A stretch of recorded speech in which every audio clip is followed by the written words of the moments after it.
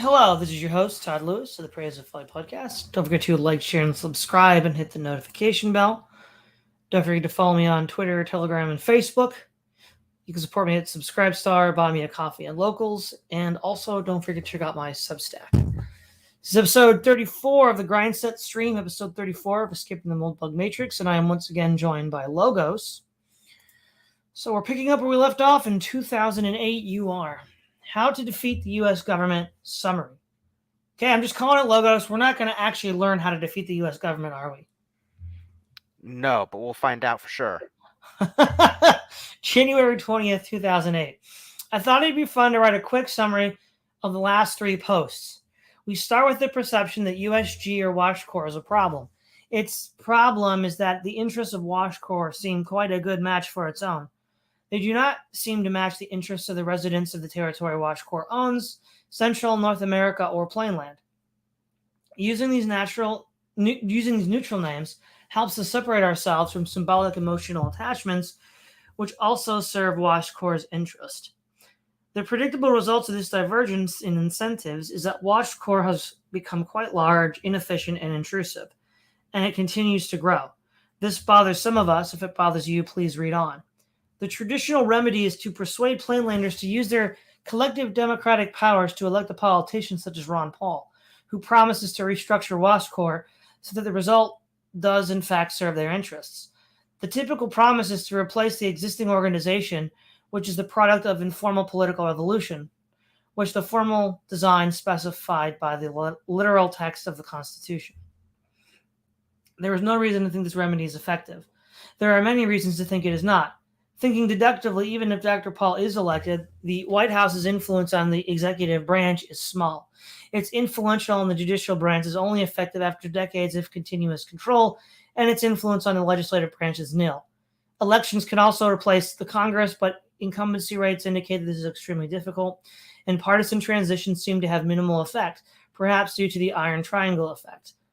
Thinking inductively, all previous democratic attacks against the civil service, press, and universities have failed, often with high backlash. Of course, if the remedy is ineffective, any energy invested in it serves the interests of WashCorp. Of course, except Logos when you elect Donald Trump, and he stacks the Supreme Court full of conservative justices and begins the process of unraveling 50 years of conservative, liberal judicial review. But yeah, except for that, this is totally right. But they're gonna pack the courts. Oh, well, in one sense, there's everything before Trump, and then there's everything before COVID, and like UR is before Trump and COVID, and it just seems completely irrelevant, doesn't it? I don't know if it's just irrelevant. I think it's just misguided, right? This is what like people make these arguments don't understand. Like, you want the left to react extremely harshly. What you want them to do is react all at once. Mm-hmm. Like I was talking to one of our acquaintances about this, I think. Charlemagne, you brought it up on the show. Yeah, it was. It was on that interview. Man, time's been really like muddy for me lately. Charlemagne. It's like I said when we were talking to Charlemagne. I'm like, imagine if we could take 15 years of the left doing all this craziness and compress it into 1 year. What happens? Right? And he's just like, yeah, everybody bent into the left. It looks absolutely insane. Right. That should be the right-wing strategy. It starts with packing the courts, overturning a bunch of stuff, really making the left angry, and you have to get them to try to undo it all as fast as they can and slam on that gas pedal in a year. If you can do that, that's how you finally break them. If you can't, it's just more slow descent into madness. Yeah. And of course, Moldbug doesn't want the right to do that. So that's the problem. Yeah, he doesn't want him to win. He doesn't want him to win, which is why Moldbug is not a friend. I propose a different strategy, persuading Plainlanders that WashCorp is totaled. It neither serves their interests nor is realistically reformable.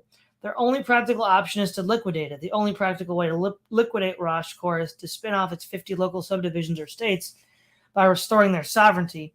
If the new nations agree to honor WashCorp's financial obligations, the transition can be relatively seamless. The obvious historical analogy is the liquidation of the Soviet Union, which I think most of people would agree with was a good thing. Well, hold on, Logos. If it takes 10 or so years to get through all the rigmarole of what Moldbug then we would now describe as the swamp, How the crap are we supposed to get the federal government to just dissolve itself? Right. Let me ask you this: what's more probable, that we elect Ron Paul to reform the government, or that the federal government voluntarily dissolves itself? Ron Paul, definitely. I know. I mean, not anymore. Now it'd have to be Rand Paul, I think, because Ron Paul's basically retired, but same energy. Yeah. Yeah, but you know what I mean. I mean, Yeah. Which of the two is obviously more probable? Give me a break. For better or for worse, WashCore remains a democracy. If enough of its voters decided that it is totaled, they certainly have the power to liquidate it. In fact, because WashCore is far more responsive to direct and instantaneous polls than direct periodic elections, sufficient public support for liquidation will probably cause it to liquidate itself. The liquidation of the Soviet Union did not follow elections, it preceded them. Liquidation has one obvious advantage, which is that if it succeeds, it is very hard to reverse. Given the historical evolution of WashCore as it is today from when it was in 1789, I find this advantage quite compelling. Restoring the old republic has a nice sound to it, but the old republic developed not without collateral damage into what we have now. It also has an obvious disadvantage. Well, hey, you know what? Logos, it's not like restoring the European monarchies would be great, because after all, it was their failure in revolution that got us to where Europe's at. Yep. Two can play the video tape recording game, huh, Logos? It also has an obvious disadvantage. The proposition that WashCore is totaled strikes most plainlanders today as even more implausible than the proposition that they need to vote for Ron Paul. It seems impractical to persuade more than a small minority of plainlanders to vote for Ron Paul. Persuading them to liquidate WashCore must be even harder. But is it? If you, dear reader, agree that WashCore is totaled, you must agree that persuading anyone to agree with this proposition means understanding them to agree with the truth. Furthermore, you must agree that persuading plainlanders to vote for Ron Paul means persuading them to agree with the fiction. Therefore, we must choose between propagating an unlikely fiction and an even more unlikely truth. Well, I mean, first of all, that's what Ron Paul wanted to do in the first place, devolve power back to the states. That was what his common theme was. So he's not actually advocating anything different other than what Ron Paul's stated campaign goals were. Mm-hmm. And second of all, if anything is an unlikely fiction, it's the federal government dissolving itself. That's not going to happen. Both problems are hard, but I suspect the latter is easier. The fact that WashCore's total is not only difficult to grasp, but extremely large. Clearly, it cannot be explained in a TV ad or any other superficial means of communication. To succeed, this strategy requires a very high percentage of plainlanders to accept factual propositions that cannot verify personally, value judgments that contradict their traditional assumptions, and philosophical arguments that have neither the capacity nor the training to follow. But the same could be said of their present belief system. To believe that WashCore is not totaled, a plainlander must accept numerous unverified facts, judgments, and arguments. This process is called trust. It is perfectly normal and healthy. At present, most plainlanders feel that WashCore is a productive institution which serves their interests and whose occasional errors are correctable. They believe this not because they have thought the question through themselves, but because they have quite sensibly delegated it to credible information sources whom they trust. Their error is that these organs, press, university, etc., are not, in fact, independent of WashCore. Indeed, they are arguably the most influential power structures within it, at least if we define influence as control over policy, and we define within according to the reality rather than symbolism. Oh, right, Logos, because corporations don't control policy. Silly me. If this analysis is accurate, WashCore can be defeated by the following steps. 1. Construct an information source more accurate than WashCore's official organs. 2. There is no 2. If the argument above is correct, the rest will happen on its own. First, if we are correct that WashCore is pernicious and irreparable, and our information source is accurate, it must produce the same conclusion. Now, wait a minute. Didn't Moldbug just say in a few articles earlier that the truth alone doesn't make anything happen? Yes. Well, there you go. There's no 2. It's just going to happen because it's the truth. What's up with that? No idea. And again, better information hasn't undermined WashCore. In fact, it's. Well, I mean, okay, it has and it hasn't, right?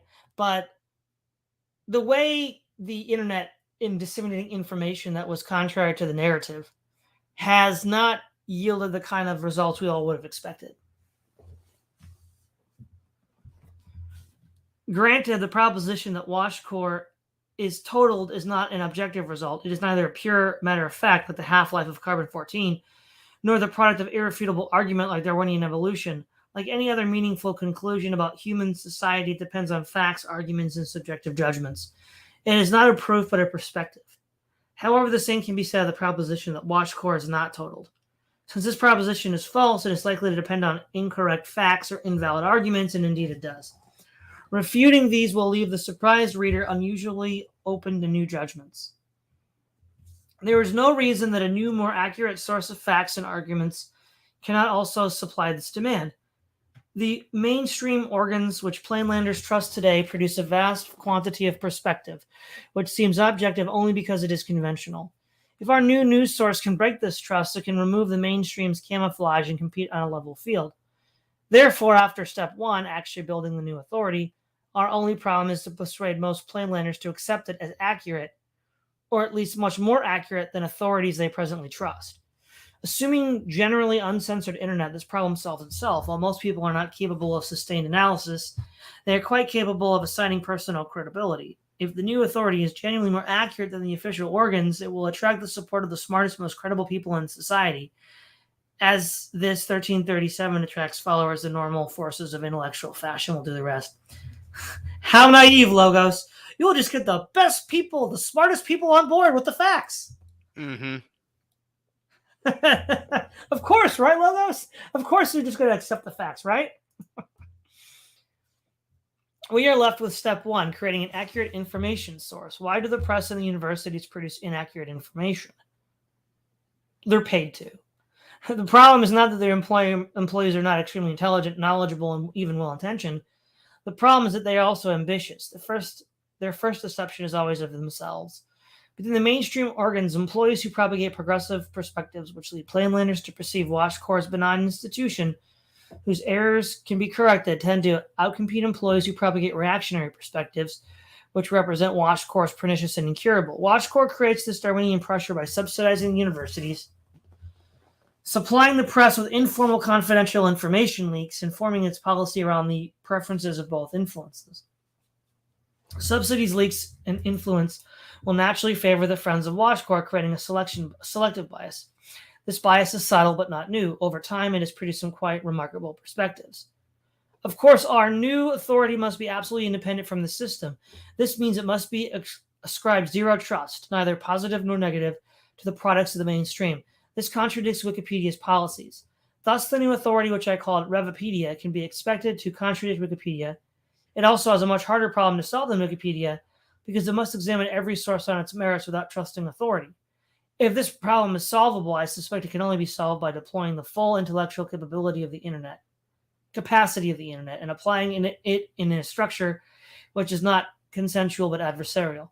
Revipedia maximizes accuracy and credibility by presenting the strongest arguments on every controversial subject from every point of view. Moreover, it presents them separately but comparably, ensuring Wikipedia's unreadable and easily gamed he said, she said style. Strong arguments can only be produced by editing. A strong system of adversarial arguments demands editors who not only disagree with each other, but do so in a structured and predictable way. An unedited argument, or one edited by unsympathetic editors, it is not an argument but a straw man. It adds no credit to its competition, and the difference can only be discerned if the sympathies of the editors are known. Thus, normal adversarial arguments can only be constructed by a system of formal factions. Neither of this sort exists at present, either within the mainstream organs or outside them. While this does not demonstrate that this design can create a public information authority of unprecedented accuracy and credibility, it certainly does not refute the proposition. Furthermore, if there is an error in the argument above, which is certainly quite complex and largely deductive rather than empirical, it may follow that Watch Corps is actually benign, or that it is pernicious, but a strong information authority is insufficient to defeat it. However, this does not imply that such an authority is undesirable. It is hard to see how it could be. Since neither Revipedia nor anything like it exists, I concluded that someone ought to build it. I'm afraid my plate is full, but is yours. Imagine being the Jimbo Whales of the next century. It won't be me. It could be you. All right, Logos. Anything you want to say to this? Well, your prediction came true. Yes. We were promised how to defeat the government, and the best he's got is make an information apparatus, and then magic happens, is basically what I got from that. Magic! Yes, lots of magic. Anything else but magic? Here we go, Logos. This No. is for you. How to actually restore the gold standard or not. January 24th, 2008. I'm going to bank on the or not being this. Otherwise, I'm going to have a bad day. You're going to have a bad day, Logos. Okay, bad day. I know I promised to give you, our readers, a break this week, but the ongoing derangolade of our financial system is just too exciting to ignore. This post is about the mechanics of returning to what people used to call hard money. This is a very difficult problem for which there is no good solution. However, as we'll see, some solutions are worse than others. If you need a celebrity endorsement or quasi-endorsement, Brad Stetzer says, if nothing else, your plan is creative indeed. I will not be discussing the question of why the gold standard should be restored. I assume you either believe this is a good idea or you don't. If you don't, perhaps you don't care. Perhaps you haven't looked at the news lately. Please feel free to come back next week. First, let's face it, the dollar is about as far from being as good as gold as Hillary Clinton is from being a major league hottie. She needs a lot of work, and I mean a lot. Restoring the gold standard is about as easy as restoring a 57 Chevy that has been in the state barn since 68. Assuming, of course, that the world has taken over by zombies and your only tools are a chainsaw, hammer, and a case of cheap brandy. Like, well, what kind of a mishmash of culture is this? Can this guy talk like a human being? I don't know what this paragraph is. It's just like a collage of multiple pop culture references all crammed together. Mm-hmm. On the other hand, just pushing the Chevy down the road into Zombieland isn't going to work too well either. So why not at least think about trying it? And what I promise is the last I will say on the subject, at least for now.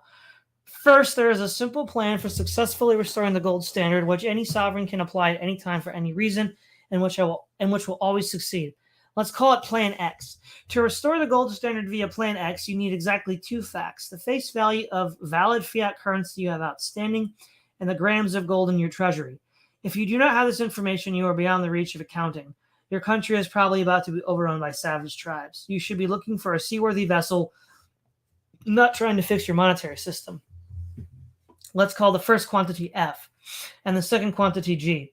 The new gold price, PNU, the price of gram of gold, and calories or strips of leather or wood chips or whatever your people are putting out these days is F divided by G.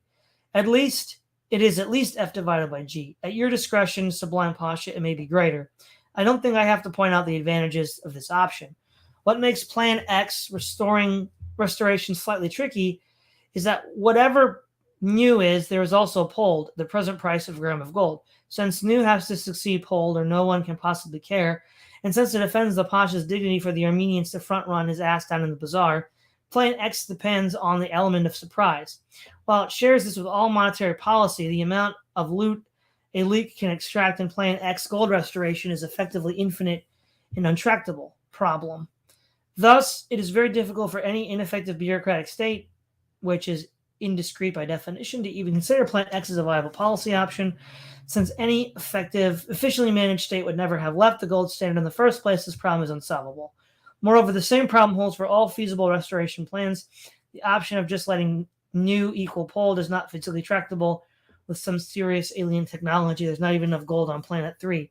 You would need to go in for asteroid mining or something. Since the problem is not solvable, we'll ignore it. Often people are faced with multiple contradictory problems. I'll bet a lot of them are working 100-hour weeks right now. To even start to deal with this situation like the present financial crisis, you have to at least know why all your impossible courses of action are just as impossible as they seem. Okay, Logos, Plan X, have at it.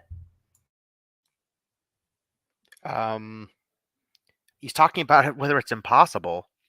I don't even know why it's desirable. I mean, I've been over this a couple of times during past episodes. I've heard no good arguments for the gold standard, not a single one. So, okay, not even okay. So yeah, since he admits it's not feasible, there's no point in debunking it. Okay, so, but there is a second problem with Plan X, which is that it is not politically feasible. I.e., if you just apply Plan X, it will leave a very large number of people hating life and hating you as well.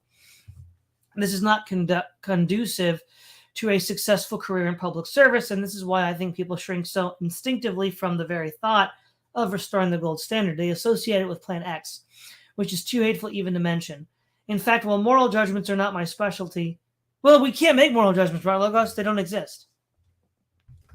Exactly, yeah. I don't think it's going too far to describe Plan X as outright unethical. Here's the problem with Plan X.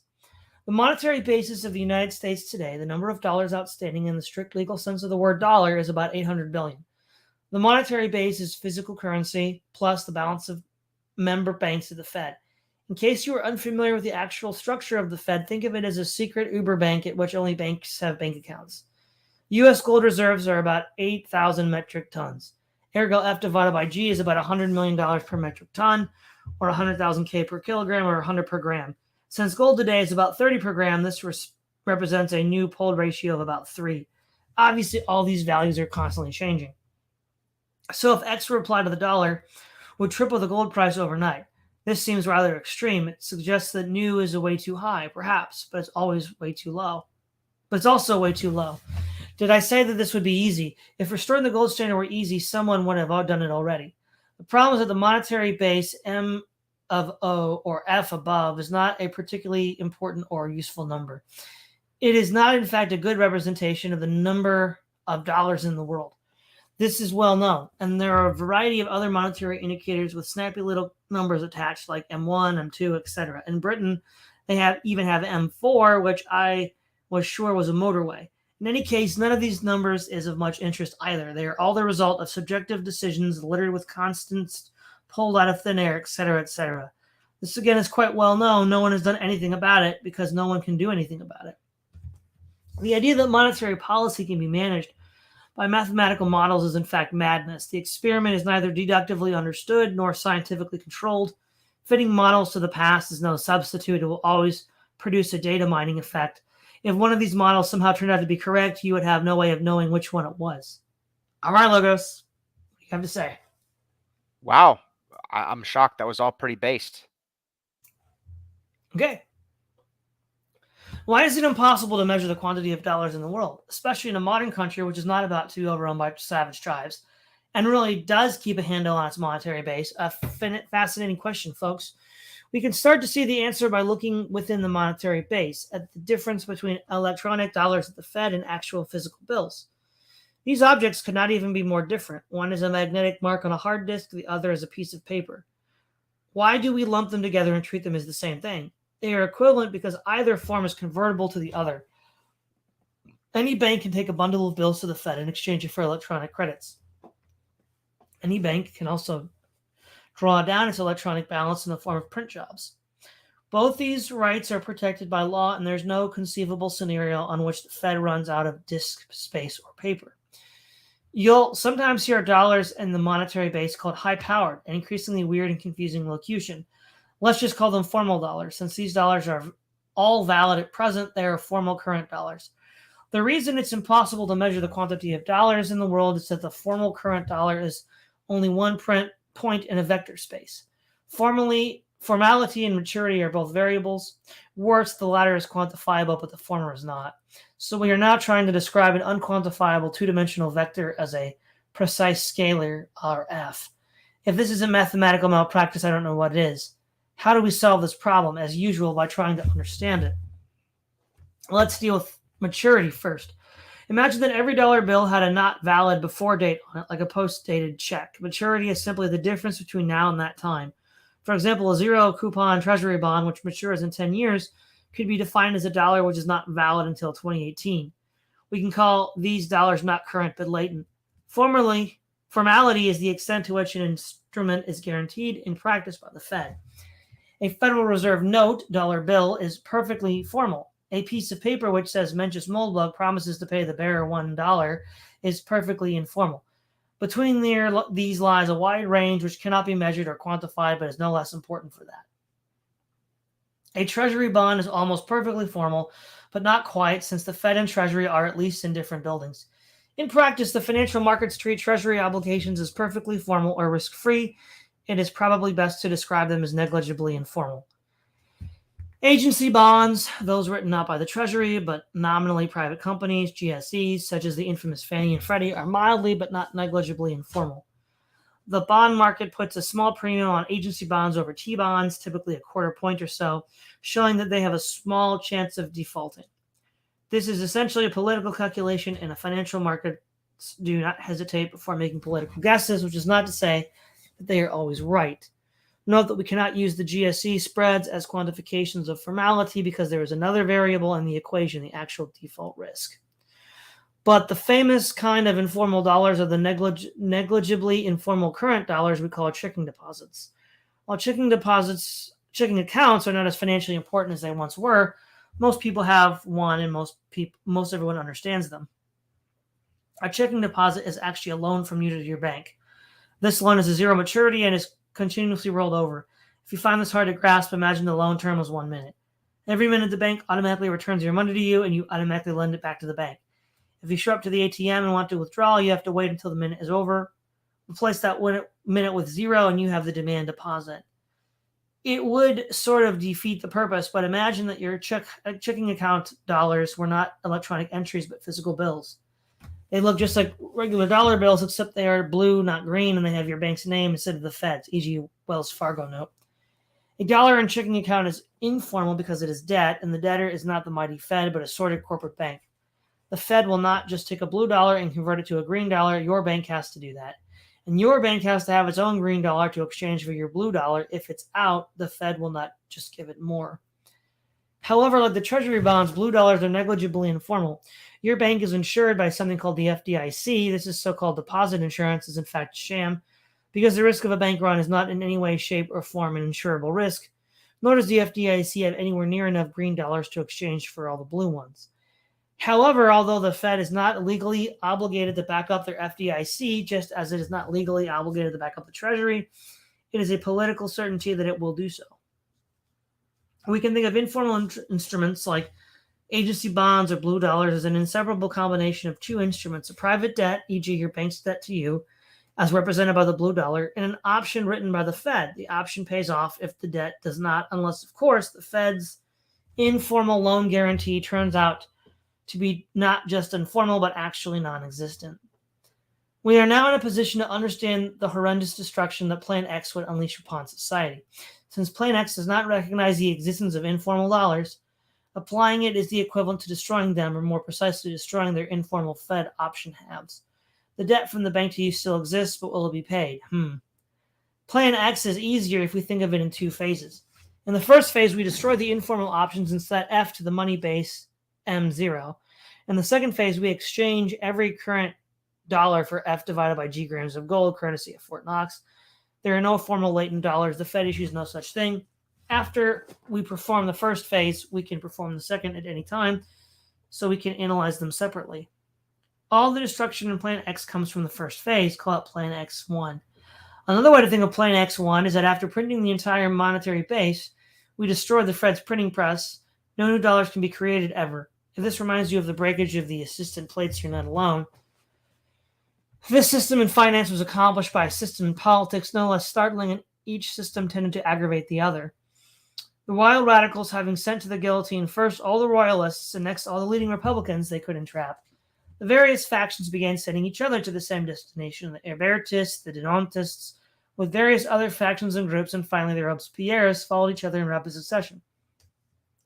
After these declaimers and phrasemongers had thus disappeared, there came to power in October 1795 a new government, mainly a survival of the more scoundrelly, the Directory. It found the country utterly impoverished, and its only resource at first was to print more paper, and to issue even while wet from the press. These new issues were made at last by the two great committees, with or without warrant of law, and in greater sums than ever. Complaints were made that the army of engravers and printers at the mint could not meet the demand for assignments, that they could produce only from 60 to 70 million per day, and that the government was spending daily from 80 to 90 millions. 4,000 millions of francs were issued during 1 month, a little later than 3,000 millions. A little later, 4,000 millions, until there had been put forth over 35,000 millions. The purchasing power of this paper have become now almost nothing. It was decreed on the 22nd of December, 1795, that the whole amount should be limited to 40,000 millions, including all that had previously been put forth, and that when this had been done, the copper plates should be broken. Even in spite of this, additional issues were made amounting to 10 million 10,000 millions. But on the 18th of February, 1796, at 9 o'clock in the morning, in the presence of a great crowd, the machinery, plates, and paper for printing assignments were brought to the Palace Vendôme, and there on the spot where the Napoleon column now stands, they were solemnly broken and burned. Well, it certainly sounds like the right move at the right time, and we can't resist the idea of sending a few phrasemongers, not to mention Republicans, to the guillotine. But the good news is that we are not in a state of revolutionary hyperinflation, at least not yet. The bad news is that the result of Plan X1 would be an episode of economic destruction that would make the Great Depression look like a pantry raid. The informal loan guarantees we destroyed may even have been informal, but they existed, and people relied on them just as if they were formal. For example, by breaking the place, we've eliminated the Fed's informal guarantee of Treasury debt. Surprise. Over the next 30 years, Treasury is now obligated to fork over 10 times as much gold as now exists in the United States, since the Treasury's debt is about 10 times the monetary base. What do you think is the chance that this will actually happen? Fairly small, I would say. I suspect long-term interest rates, at least as measured by the Treasury bonds, which is how they're measured now, would go from about 5% to more like 50%, if not 500%. The good news is that you can actually buy that house you've been saving for. The bad news is that your savings probably won't be there because they're probably in blue dollars or something like them. Those debts from various financial entities you still exist, but the various financial entities don't.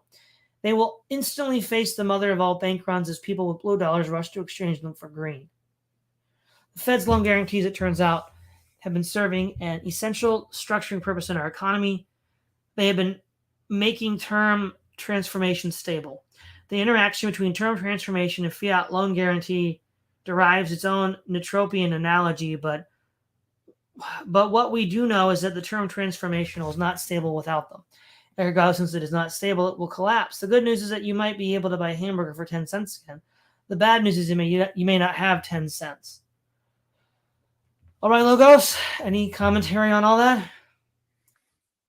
Complicated, but if I understand what he's saying correctly, seems reasonable enough. Okay.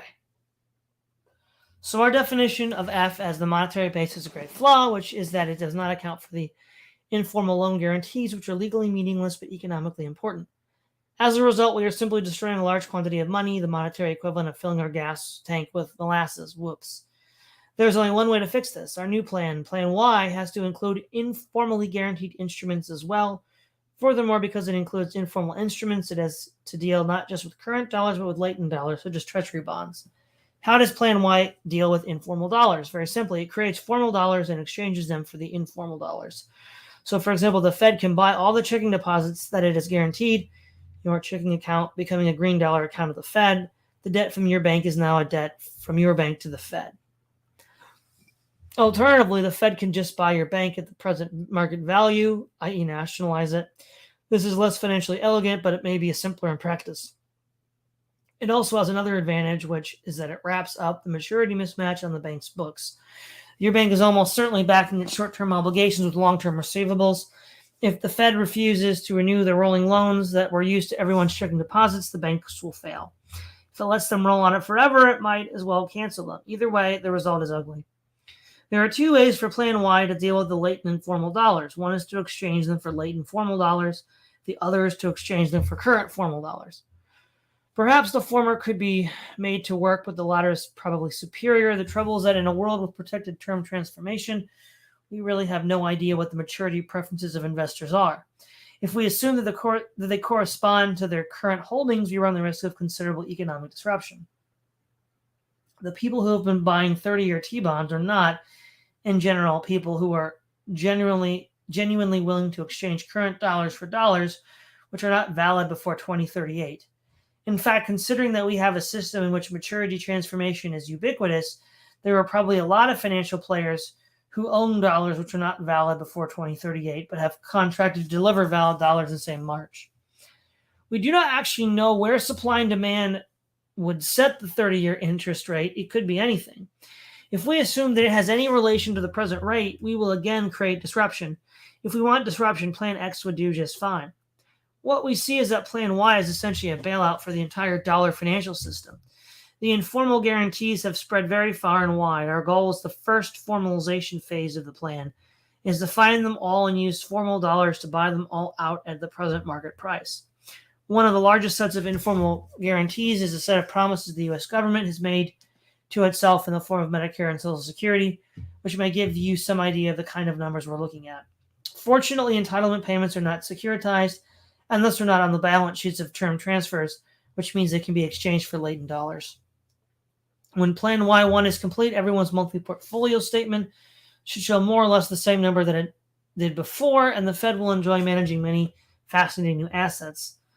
F, the money base, will be a precious measure of the number of dollars in the world, and we are free to go through with Plan Y2, which is precisely the same as Plan X2, redeeming all dollars for gold.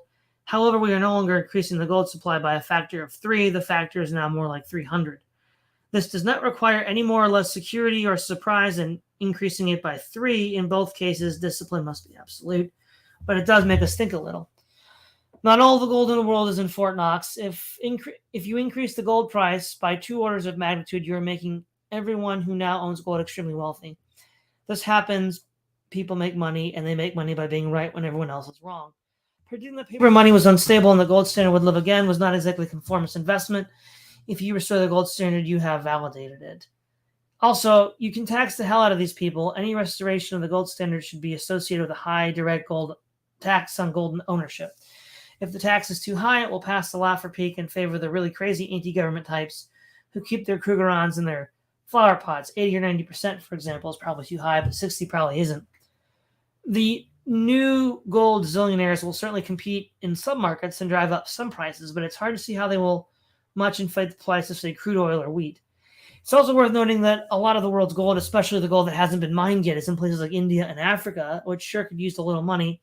And while no increase in the gold price would produce a giant flow of newly mined gold, people have been trying very hard for a very long time to get gold out of the Earth's crust. 2 orders of magnitude will certainly create a lot of jobs, not all of which are menial. Perhaps some of our financial engineers could go back to school and study geology. All right, Logos, thoughts on all that?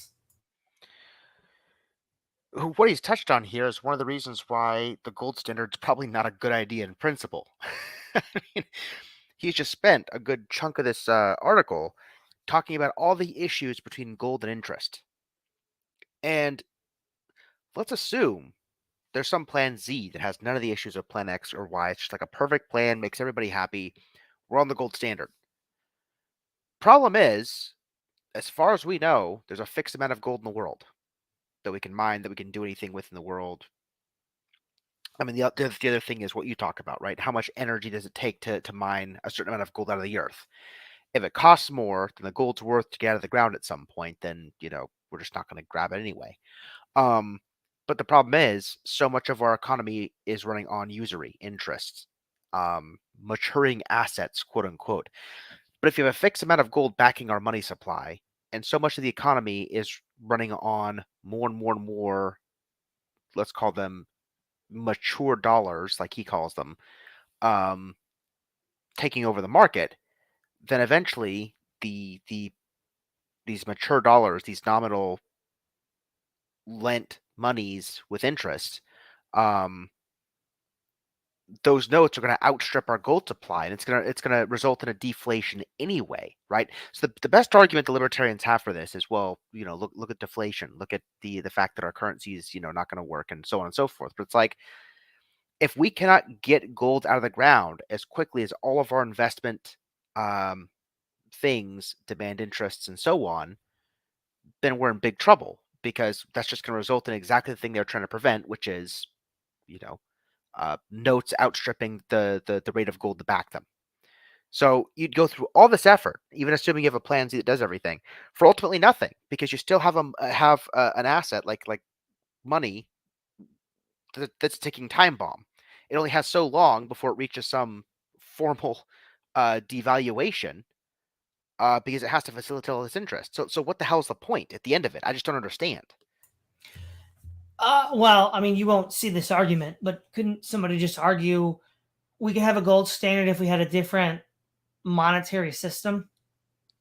Yeah, I mean, if so much of our economy wasn't based on interest, lending, and so on, then yeah, absolutely. So like if we were in like a medieval country that like heavily regulated the amount that you were allowed to lend to somebody, charge interest for, and so on. And lending was like such a small sector of our economy that it was like, less than 1% inflation a year in terms of like mature assets that need to be accounted for.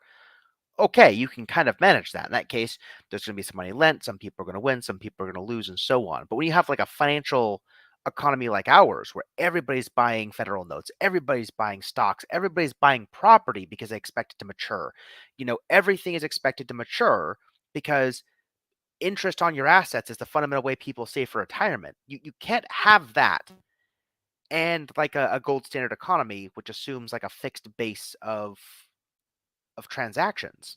Um, the problem is, like, if it were like religious people that were making this argument, we should have a gold standard, and they have like a coherent vision for the economy that makes it work.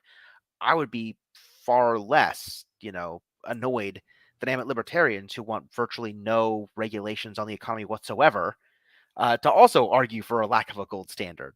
It just doesn't make any sense. Right. Okay. Yeah.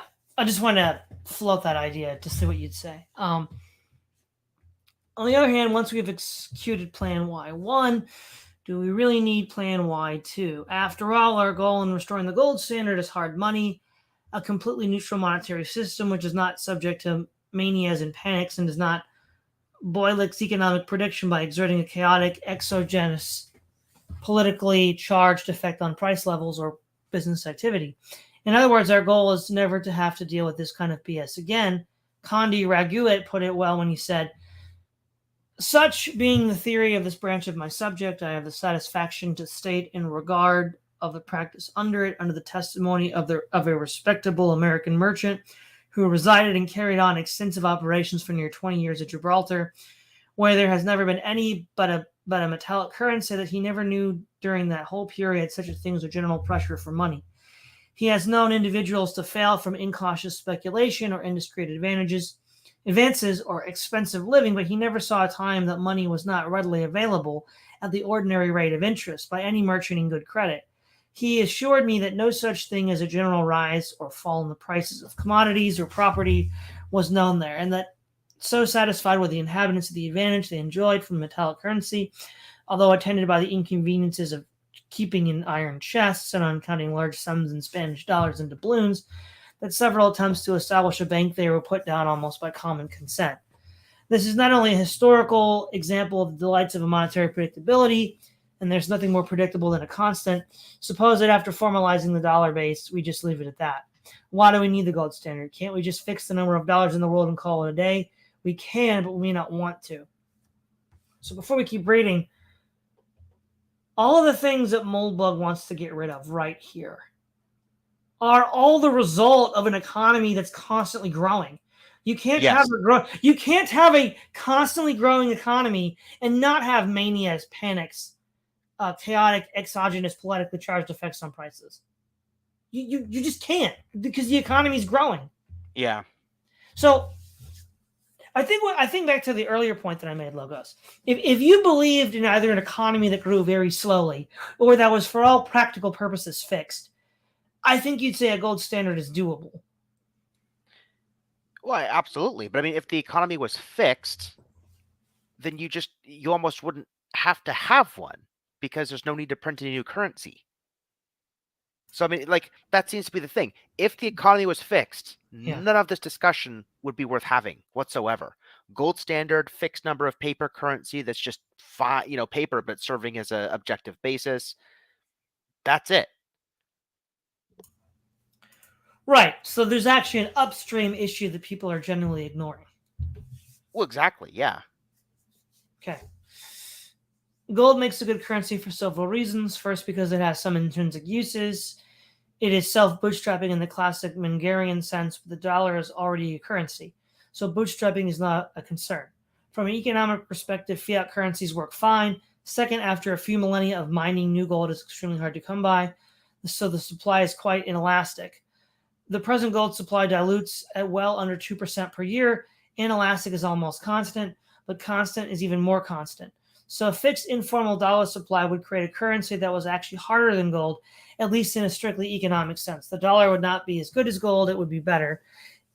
if we could only say the same for Hillary. The course of action would also have the effect, surely delicious in some people's minds, of sending the gold price back down into double digits. People who hold gold, such as myself, are in general holding it as money. If you fix the fiat currency system permanently, you destroy the entire monetary premium on gold. If the course is taken, perhaps its architects could have some pity on us poor economic royalists and print a little extra money to buy back our Krugerrands.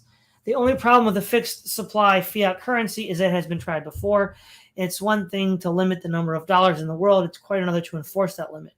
Congress can pass a law prohibiting the Fed from printing new money, but will it? And the next time there is a war, a flood, an indoor rainforest in Iowa, or some other budgetary emergency, won't it just pass it? Our F might quite easily become like federal debt limit, which is routinely increased. A better idea might be to put it in a constitutional amendment. But even these can be repealed, or still worse, judiciously ignored. As Alan Greenspan explained, gold as a monetary standard succeeds because it is self-enforcing. The Fed cannot print gold. Congress cannot pass a law which creates it. If the gold standard is really brutally abused, as it was in the 20s and 30s, it will turn on its abusers with a vengeance. This is not a bug, but a feature. Gold works because it keeps the government honest. And surely anyone of any political persuasion can agree that honest government beats the Congress. Of course, the problem with Plan Y, gold or no gold, is that it can't possibly happen. It's impossible to imagine Washington executing any plan anywhere near this unusual and aggressive. Well, wait a minute, Logos. It's also equally impossible to envision Washington abolishing itself. But if Moldbug is going to argue that with enough popular protest, Washington would dissolve the federal government, then Plan Y should be possible with sufficient popular protest, right? Yeah. But I mean, more interestingly enough, I mean, I'm trying to understand the worry here. The worry here is that the government is going to print a bunch of extra money. And so the money is going to become worthless because there's more money in circulation. What does the gold standard do? The gold standard would tie a dollar to an amount of gold to say, here's how much gold a dollar is worth. The problem is, even without Washington printing money, when you have a financial market where everybody is assuming asset growth, there has to be enough money to facilitate the transactions to back asset growth. If your house was worth $200,000 and now it's worth $500,000, and almost all the houses forever are worth $500,000 because you have people moving in, whatever, the market has grown the value of your house. You have to have the dollar bills to facilitate those transactions. But if you have more dollar bills to facilitate highly growing assets over the course of an economy, and even Moldbug's like we only expect, about 2% depreciation in gold, i.e., gold's going to grow, very small percentage over year on year. Again, your new dollars needed to facilitate growing assets are going to outstrip the amount of gold. You're going to have a rock and a hard place, and your economy is going to absolutely crash. Yeah. This is what's happening with Bitcoin, right? Because people buy Bitcoin a certain amount, they're treating it as an investment object. They want their Bitcoin to be worth a whole bunch of money. Everybody's jumping in on the Bitcoin wagon. Wow, Bitcoin's growing. This is great. Eventually, there's not enough Bitcoin for buyers because people are wanting to use Bitcoin in several ways that cannot work together. You can't use Bitcoin as a medium of exchange, which is holding its value to facilitate transactions, but also a investment instrument that's growing all the time. Once you try to make Bitcoin do both those things, one, the other, or both people are going to be very unhappy, and the value is going to crash, which is basically what happens. Yeah. So let me just finish this. Moreover, the first step is always to admit that you have a problem. Picture that press conference. I can't, which is why I can't see this happening. I think here's the problem, right? Why is the government going, or whoever controls the Fed, going to print money? Well, because this whole idea of like maturing assets, right? That let's make this as abstract as possible. Let's go to energy, right? With technology, the growth of technology, we have this idea of, we could call it an energy instrument, which is we're going to have a higher level of energy production to consume in the future. And that energy instrument is going to mature. The fact is, we are reaching limits of energy extraction. Therefore, the underlying energy maturity is not there. But that's what's driving the financial maturity. because we've made promises in energy consumption that have to be paid for in capitalization. The other problem too is just scarce goods. As land gets more scarce, as people want land, but it's less available for people to buy in certain areas of the country, the value of that land has to go up. And so even if nothing else, just consider land. Just consider scarce resources like land. Land that was worth 100,000 eventually is worth like $1 million because everybody wants this land and you just can't get more of it. There's no substitutes, there's nothing you can do. If you want this land, this part of the country, it's now 10 times as valuable as it was. You have to have something to track that value. Right now we have it. It's dollars. It's worth $100,000. Now it's worth $1 million for this plot of land.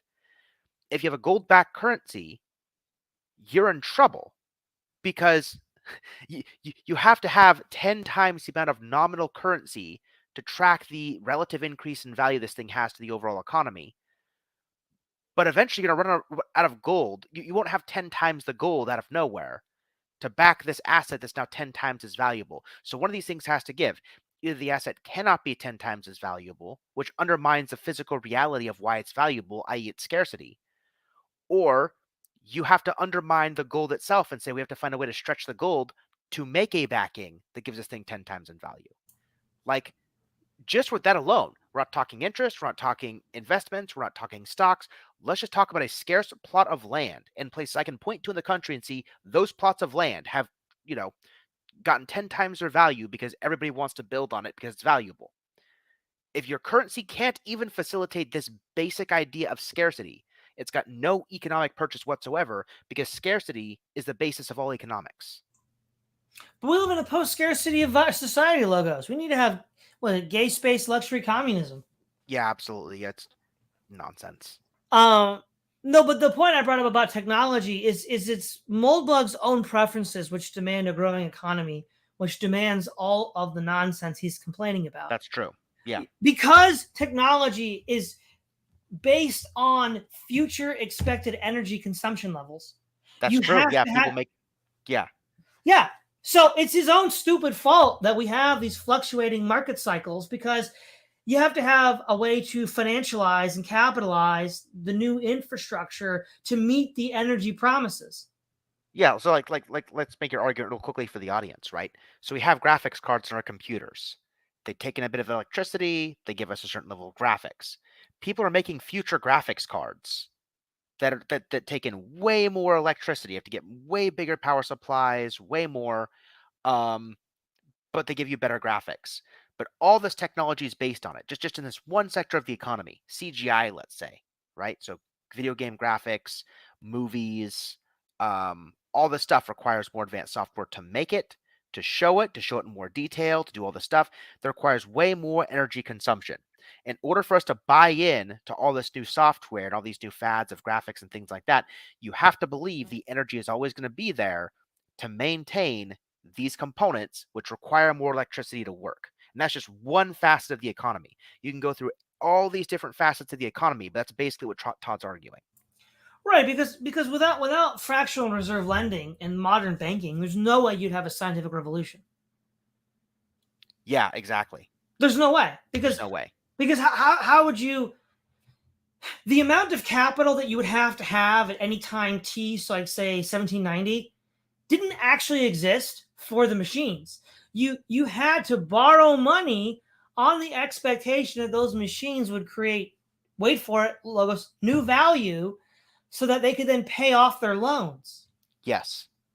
Which is why the government sided with the machines rather than the Luddites, because they were also caught in this debt web and they'd go down if the steam looms went away.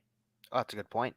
No, it's true, right? Yeah. They were the government's the one investing in this, right? Both in England and the United States. Yep. So if those loans don't mature because the technology isn't guaranteed to be there to pay it back, the government collapses, which means that they had to take the army and use it in favor of the steam looms rather than the Luddites. Another way to think about that argument is debt and GDP, right? So one of the ways that we're taught in monetary theory to look at national debt is the debt to GDP ratio. It's like national debts can be pretty big and terrifying, But if you look at the ratio of how much money a country is bringing in to how much money they owe on their balance sheet, certain countries are in worse shape than others. Um, and this is also why one of the arguments for certain things like immigration or other foreign policies is, well, look at how much they raise GDP. Well, the reason you want to raise GDP is so you can keep debt to GDP in check, which, basically facilitates your debt spending. Yeah. So this is a long way of going about saying that Moldbug's own tech fetish is responsible for the market fluctuations he's complaining about. Certainly one big facet of them, yeah. Okay. Oh, we haven't heard this one before, Logos. How I Stopped Believing in Democracy, January 31st, 2008. Are we going to get Schrodinger's democracy, Logos? Are we going to get a straight definition on what this word actually means? Probably not, but we'll march on and find out. The other day, I had lunch with an old friend, Eric, whom I hadn't seen in a few years. Eric is 5 or 10 years older than me. He has a philosophy degree from Berkeley, writes internet standards for a living, and is generally a very stable, responsible, and successful guy, unlike, of course, yours truly. He lives in Germany and is married to a German, and his politics are quite solidly progressive. I was confident that I had informed Eric of this blog, but I think it got lost in a long email, so I had the rare opportunity of really solidly failing to explain this point of UR. It's a neo-F, I said. No, it's not really neo-fascist hate blog. I just call it that sometimes to shock people. It's an anti-democracy blog. An anti-democracy blog, well, that's certainly. You've got to admit that's an underserved market, I said. Well, I certainly agree with that. Yeah, I said, it was actually about a year and a half ago I decided I didn't believe in democracy anymore. It was great, just like deciding not to believe in God. More like deciding not to believe in God about 250 years ago, Eric said. He actually said this. I don't believe I've cut a single line from this exchange. In fact, I actually never thought of it quite this way, but yes, disbelieving in democracy in 2008 is not like disbelieving in God in 1758. For one thing, you disagree with basically everybody in your society. For another, your thoughts undermine the theory of legitimacy on which your government is founded. For a third, acknowledging your beliefs, let alone evangelizing them, is not exactly an effective way to make friends or influence people. And for a fourth, your original reason for believing in it was that when they were very small, grown-ups told you that it existed and was good. Of course, the same could be said for disbelieving in, say, Australia. I'm pretty confident that Australia is more or less what everyone thinks it is. I'm not at all confident the same can be said for democracy. If you share similar suspicions, please feel free to read on. I had a very particular upbringing. One, I, A, had a father who taught philosophy, then joined the U.S. Foreign Service, and B, skipped 3 grades before high school. I was never acculturated in any discernible way into a tradition I could not even start to define. My father's parents were great-neck communists, and my mother's were Tarrytown Republicans, but both these worlds had been soundly rejected. There was a little bit of whole food avant-la-trait, but a small other traces of general hippiness. It was an almost Socratic upbringing. We didn't even do Christmas trees. We believed in nothing. And we never ever had a TV. That was absolutely unthinkable. But I read a lot of science fiction, Asimov, Arthur C. Clarke, Harry Harrison, and of course Heinlein. My favorite, though, was the great Hal Clement, who wrote what I was still think may be the best SF novel ever. In the pure literary department, there was always a lot of basically negative and unconstructive material sitting around, including Mark Twain, Hunter S. Thompson, Yaroslav Hazek, and the great satirical novel of the 70s, The Surreal. I hasten to assert, however, that none of this includes any kind of anti-democracy agitation, and certainly nothing in a sense of right-wing. My parents may not have been hippies, but they weren't monarchists either. They were civil servants. When we were in the U.S., we listened to NPR. When we were outside the U.S., we listened to the BBC. The thought of turning to a VOA in the latter or any commercial radio station in the former was impossibly gauche. In retrospect, I'm sure VOA was as easily as left-wing as the BBC, if not more, but it didn't matter. The name was enough. And I'll bet the BBC was probably better anyway. As you can see, there is a certain amount of contempt in this perspective. This makes sense because it's more or less the perspective of the global ruling class. For example, the only real sport I learned as a kid was squash. When my father was a consul in Oporto, we could go to La Mediterrane and play squash. At the time, this struck me as completely normal. I'm not sure where my father learned squash, but I'm pretty sure it wasn't in Great Neck. Perhaps they teach it in foreign service orientation class. I was introduced to America, the real America, in the following manner. I went from being an 11-year-old third former in the ersatz British public school in Nicosia to a 12-year-old sophomore in a genuine American public school in Columbia, Maryland. I'm still picking little bits of Maryland out of my skull. Of course, Columbia is not really Maryland proper, hence the name. It ain't Frederick, but it's not Silver Spring either. For example, the first thing I remember from my first year in Maryland was something called pep rally. For those of you who did not attend an American public school, a pep rally is a basically straight ripoff of what Albert Speer did at Nuremberg, except that A, it's indoors, B, there's not quite as much fire, and C, there's less saluting, more screaming, and about the same amount of chanting. If you are an American raising kids abroad and you want to reintroduce them to your country, I highly recommend this sort of shock and awe approach. Having to deal with an American high school was not pleasant, but it gave me a certain respect for America that exists. Once you go to college, you are no longer in real America. You are in a fortified outpost of future America, which has been planted in the real America to enlighten and assimilate it. Respect is not on the menu. See, this is what's strange, Logos, right? Given that the Moldbug sees the government is essentially illegitimate and foreign, I would hardly consider public schools to be the real America, would you? I think what he's saying is that public schools are the real American people. Oh, the real American people. Right. He's talking about the polis. Okay, yeah, I guess so. Perhaps for some distance I should apply my usual euphemism, plainland. Do you have any idea how weird a country plainland is? History still exists there. Nowhere else in the world is there any significant political division whose heritage predates 1940. Both Republicans and Democrats worship FDR, but Democrats worship him a little more. My mother's mother now swears she voted for Kennedy in 1960. I know for a fact she voted for Nixon. I'm pretty sure there were FDR haters. Not that the old right wasn't smashed, not that its particles weren't broken into tinier particles, not that even a trace of it reached me in my formative years, but some atoms survived, and you can tell. In Europe, forget it. Europe was conquered in 1945, but it was not conquered by plainland. It was conquered by Georgetown. As I wrote here, the ideas now popular in Europe are obvious descendants of what the most influential people at state believed in 1945. The various so-called parties in Europe are mildly flavored versions of this belief system, which becomes completely homogenous in the upper elite.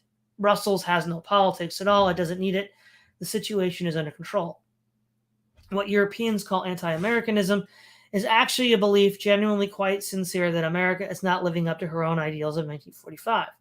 Anti-Americanism might be better described as ultra-Americanism or perhaps Georgetownism, and it certainly has nothing to do with any pre-1940 negative perceptions of America.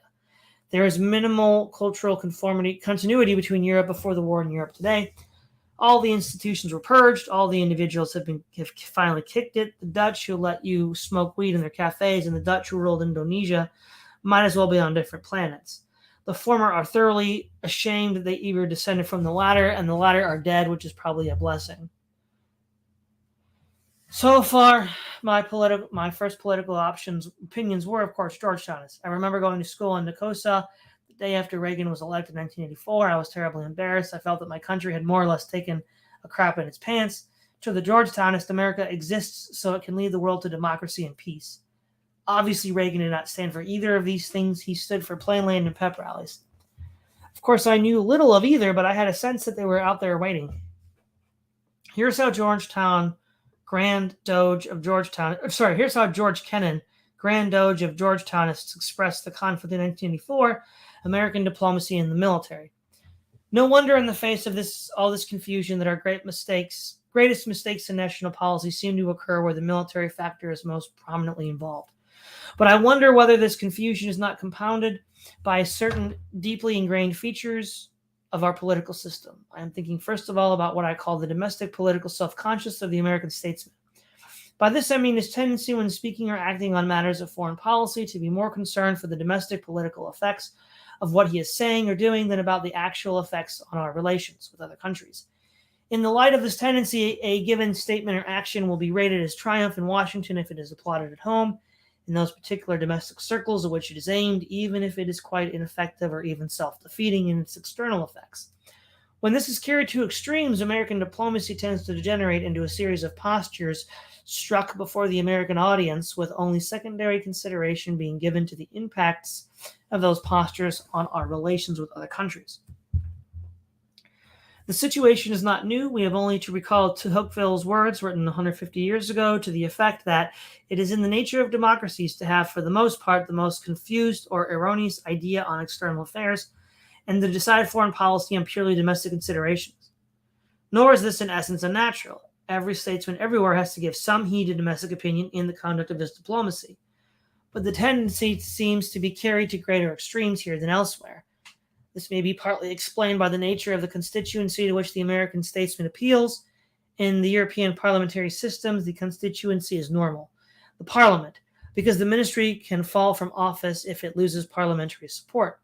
In our country, unhappily, the constituencies are more likely to consist of practically aggressive and vociferous minorities or lobbies. Those, for some curious reason, seem more often than not to be on the militaristic and chauvinistic side, either because there is some particular nation or ethnic group abroad which they want our government to support, or because they like to wrap themselves in the national emblem and beat the jingoist bell as a means of furthering their partisan purposes. American administration seems to be particularly vulnerable to just this sort of intimidation, presumably because they do not want to be placed on the defense by being charged with lack of patriotism. And the effects of this are ones we have had occasion to note, both in connection with our policies in third world areas, such as Vietnam or Lebanon, and in connection with problems of arms control and the relations among great military powers. If there is any substance to what I have just been saying, then this is simply further evidence for the fact that to which many observers besides de Tocqueville have drawn attention, that our political system is in many ways poorly designed for the conduct of the foreign policies of great power aspiring to world leadership. I, in any case, believe this to be true, and I consider that trend of events in these recent years has revealed deficiencies in the system which even de Tocqueville cannot foresee. What are we going to do about it? It would be naive of us to expect or even to hope that those features of our government system are going to be corrected within our time. To try to correct them abruptly might well do more harm than good. In many respects, they represent the reverse side of the great coin of the liberties we so dearly cherish. And in this sense, I see no reason why we should be ashamed of them. In this, our particular system, with all its faults, is the only way that a great mass of people, such as our own, stretching from Florida to Alaska and from Maine to Hawaii, and embracing individuals with the most diverse ethnic and cultural origins, if this is the only way such a mass of people can be governed without the sacrifice of their liberties, then so be it. And let us be thankful that such a possibility exists at all, even if not a perfect one. But the one thing we can do in the face of the situation is take a realistic account of this unsuitability of our political system for the conduct of an ambitious, far-reaching foreign policy, and to bear these limitations in mind when we decide which involvements and responsibilities it is wise for us to accept and which would be better rejected. Obviously, a number of the responsibilities we have already accepted, including some of the very greatest ones, NATO and our obligations to Japan, for example, represent solemn commitments of which we cannot divest ourselves at an early date. There is nothing for us to do but to meet these commitments as best we can, recognizing that the peace and safety not just of the country but of much of the rest of the world as well depends on the way we meet them, and to try to place them wherever we can above the partisan political interest that every American administration is bound to have. But when it comes to the acceptance of new limits of our national capability, so new responsibilities, let us at long last try to bear in mind the limits of our national capabilities and the price we are obliged to pay for our liberties. Let us recognize that there are problems in this world that we will not be able to solve, depths into which we will not be useful or effective for us to plunge, dilemmas and other regions of the globe that we will have to find their solutions with our involvement. This is not a plea for total isolationism, such as our grandfathers and great-grandfathers cultivated. It is only a request, if I may put it that way, for a greater humility in our national outlook, for a more realistic recognition of our limits as a body politic, and for a greater restraint than we have shown in recent decades involving ourselves in complex situations far from our shores. And it is a plea that we bear in mind that the interaction of people, such as the interaction of individuals, the power of example is far greater than the power of precept, and that the example offered to the world at this moment by the United States of America is far from being what it could be and ought to be. Let us present to the world outside our borders the face of a country that has learned to cope with crime and poverty and corruption with drugs and pornography. Let us prove ourselves capable of taking the great revolution in electronic communication, in which we are all today embraced and turning to the intellectual and spiritual elevation of our people in place of the enervation and debilitation and abuse of the internet of the intellect of the TV set now so often inflicts upon them. Let us do these things and others like them, and we will not need 27,000 nuclear warheads and a military budget over $250 billion to make the influence of America felt in the world beyond our borders. Well, unfortunately, Logos, nobody listened to the advice of Kennan. I can't imagine a better representation of the Georgetownist worldview. Kennan was, of course, a Titan, and he delivered his text as a lecture to students of diplomacy who are no doubt applying it today. It strikes me as completely sincere and thoroughly well-intentioned. It contains many points of actual wisdom, with which I even agree. It even criticized democracy, sort of. And yet it is a product of 1984, and the last 25 years have left some holes in which, if you look closely, did not wear it well at all. To put yourself in the right mood for picking apart these holes, let's take a look at this picture. Does it even show up anymore? No. Notice the light shining through the curtains on the left and the right. What we see here is a badly staged photo op. Hollywood routinely shoots indoor night scenes during the day, but they generally would put some black mylar on the windows. For some reason, this was not done, and so the comedy is inadvertent. Think about how many people had to screw up in order for this photo to make it to time. Maybe only 3 or 4, but it's an invaluable blooper because it shows you something you weren't supposed to see. The mechanism is visible. The film set appears. Crop an inch off the left and the right sides, and you see men sitting by candlelight, perhaps discussing some critical decision in a time of stress and hardship. Restore the curtain, and you have something much more interesting. What does this have to do with George Kennan? The people who brought you that photo have the same worldview as Kennan. They are Georgetownists to a T, every one. I guarantee it. So it seems quite reasonable to at least suspect that if they are trying to pull the mylar over your eye, so is Kennan. Of course, Saleh Muhammad is no George Kennan, but even at UR, we have to crawl before we can run. Here is the sun behind Kennan's curtain. In our country, unhappily, the constituencies are more likely to consist of particularly aggressive and vociferous minorities or lobbies. These are, for some curious reason, seen more often than not to be the militaristic and chauvinistic side, either because there is some particular nation or ethnic group abroad which they want our government to support, or because they like to wrap themselves in the national emblem and beat the jingoistic bell as a means of furthering their own partisan purposes. Suppose you heard this not in 1984, but today. Would it strike you as an accurate depiction of reality? The aggressive and vociferous minorities or lobbies certainly exist. They march in Dolores Park on a regular basis. Which particular nation or ethnic group do you support? The Palestinians, dub, a national emblem. Kennan, of course, means the Kaifaya. Probably problem solved. Not actually of anything. He is thinking of the infamous Israel lobby. I think I once saw a pro-Israel crowd in New York. It was maybe 10 or 20 people. Of course, it wasn't in 1984 either. On the other hand, when I think of aggressive and vociferous in 1984, when I think of the anti-apartheid divestment movement, was there ever an anti-Palestinian divestment movement promising not to invest in companies that do business with Arab states that support Palestinian terrorism? Maybe I just missed it. Of course, the particular nations that Kennan expects his audience to think of, the candles are the Cuban emigres, the Taiwanese, the South Vietnamese. The particular nations he does not expect us to think of, the sun behind the curtain of the Palestinians, the Cuban socialists, the Maoists, the North Vietnamese, all of which have enjoyed the support of remarkably large and influential, aggressive and vociferous minorities or lobbies. Okay, this part here, Logos, is again why I'm very suspicious of Moldbug. Because he does know that there are elements within the U.S. deep state that support socialists.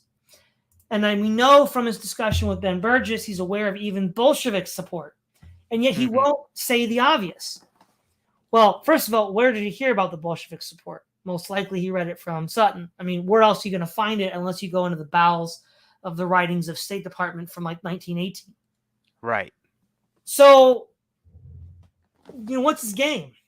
Right? This is really sus, right? He can see part of this, but then he just intentionally misdirects.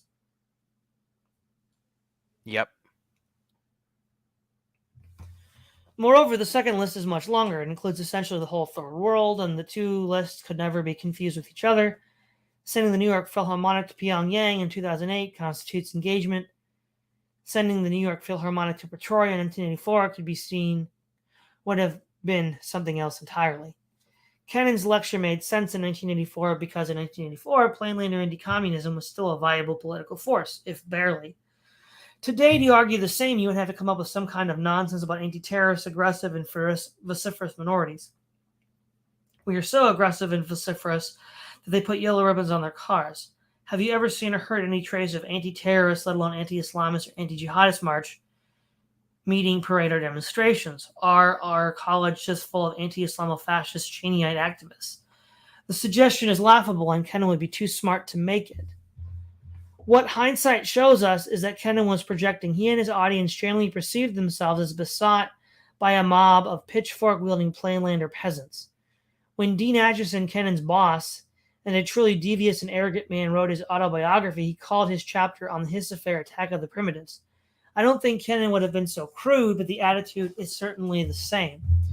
But when we step back and take a broader view, we see easily that these militaristic and chauvinist minorities were stronger in terms of their influence in the decisions in Washington in 1924 than in 1934, stronger in 1934 than 1954, stronger in 1954 than 1964, stronger in 1964 than 1974, and so on right down to now, with a brief exception for obvious reasons in 1944. On the other hand, we could easily take the series back to 1844. America is not exactly new to militarism and chauvinism.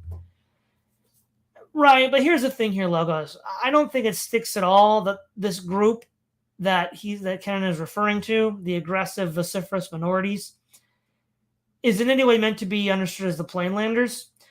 I mean, I think Kennan, being, again, if Kennan is, in his words, a Georgetownite, why wouldn't this be corporate interests? Yeah. Right, if you're reading this, right, and we're reading this in 1984, the military-industrial complex has been around for 40 years now, ish. So why wouldn't, we assume that Kennan is talking about them? Mm-hmm. It would make sense because that would also line up with Eisenhower's warning. Yeah, but of course, Logos, we can't read it that way because then it would point the finger in uncomfortable directions. I don't like where this is going, Todd. Corporations didn't do nothing. You calm down. No, Logos, they all earned to be there. They are just the best among us. They are. Don't you forget it. The best among us. And where the heck is the John Birch Society today? If the primitives are indeed attacking, they're doing an awfully bad job of it because they seem to be going in reverse. On the other hand, the state of affairs is not at all inconsistent with the hypothesis that their actions are often quite hostile, are actually best classified not as aggression, but more properly as resistance. This is how Kennan can sacralize democracy while castigating politics. He has seen personally a wide range of problems caused by clumsy attempts to execute a foreign policy, which is somehow both primitive and Georgetownist. He knows perfectly well that in almost every post-1945 military conflict, primitives have lined up on one side of the ball and Georgetownists on the other. In fact, he knows that there is a huge nest of primitives right on the other side of the Potomac. Perhaps for the balance, we call them Arlingtonists. Well, the other thing is, from the Kennan quote, he's not complaining about democracy itself. If anything, you could argue he's complaining that we have an interventionist foreign policy in the first place. Yeah. Right, because he was saying that the American political system was not designed to manage a global empire. Yeah, because it's a feature, not a bug. Mm-hmm. And, you could easily read that in a way that's like, well, maybe we shouldn't be having a global empire. Yeah, the founding fathers said no foreign entanglements. Yeah, so again, this is just a terrible reading of what Kennan is saying. And again, we lack context. Now, American Diplomacy, I read the whole book. There was actually a lecture series from 1950. And I just don't see this as any way a viable reading of what Kennan is saying. Kennan's words are deftly chosen, but he means exactly what he says. He has seen innumerable screw-ups and disasters, wars and tragedies caused by this organizational schizophrenia. In fact, in a substantial percentage of post-war conflicts, Georgetownists have been rooting for one side and Arlingtonists rooting for the other. Sometimes rooting isn't all they do, since the Arlingtonist speciality is after all war, so quite a few of these little events could be described by a malicious negative person as civil wars by proxy, which, let's face it, it's nasty. It is entirely understandable that Kennan, being more or less the Georgetownist to end all Georgetownist, would believe that if Washington had followed a purely Georgetownist foreign policy without Arlingtonist meddling, none of these awful things would have happened. As a counterfactual, the point is irrefutable and also unverifiable, and there's certainly no shortage of Arlingtonists who believe precisely the opposite. And as a wise elder statesman, here's the solution. Learn to live with the primitives now, and you do your best to evangelize them out of existence. Win your battle domestically, elevate your subjects spiritually and intellectually, and you'll be able to pursue your Georgetownist vision of global democracy and world peace without a bunch of birchers carping about homosexual communist rock music. I mean, this is just bizarre reading of Kennan. I mean, Kennan's complaint is that the people who were making policy, even going back to before World War One, were themselves were utopians that wanted this sort of like homogenous modern world that didn't take into account the nuances of geography and culture. Literally the opposite of what Moldbug is putting in his mouth here, which again, I think just indicates Moldbug is a dishonest person. He's reproduced Kennan for us, but Kennan's not complaining that we don't have enough democracy, or rather, sorry, that like these uncouth, rednecks are influencing politics. He's claiming that these elitists who don't understand history or geography are dictating politics. That's the problem. Actually, a point that I think Moldbug would agree with. So I don't know why he's making Kennan say the opposite of what he's saying. Right. The reason Kennan likes Europe is not just that parliamentary systems are more apolitical, it is that Europe has no organized primitives. Thanks to his post-war can of whoop-ass, Europe is way ahead of us in its Georgetownist Gleisenschung. Nothing like the Republican Party of 2008 would be tolerated in Europe today, let alone the Republican Party of 1984. Hello, Margaret Thatcher? Logos, hello? Margaret Thatcher's on the phone, right, Logos? Mm-hmm. This is so stupid. What's the point? And not only that, Helmut Kohl in West Germany. Those were the big three, right? It was Kohl, Thatcher, and Reagan that, quote unquote, brought down the Soviet Union. So what is he talking about? And if you want a real trip, find some of Governor Reagan's speeches from the 1960s. What happened in Europe is that its entire intellectual operating system was reinstalled. There were Arlingtonists in Europe, and not all of them were Nazis. And it wasn't just Germany that got reprogrammed. Europe has spent the last 50 years abolishing a set of perspectives that constituted the mainstream political spectrum in 1900. It is only Plainland that was not completely conquered by the Georgetownists, and is far more conquered now than it was in 1984. So we have completely reframed the story that Kennan is trying to tell.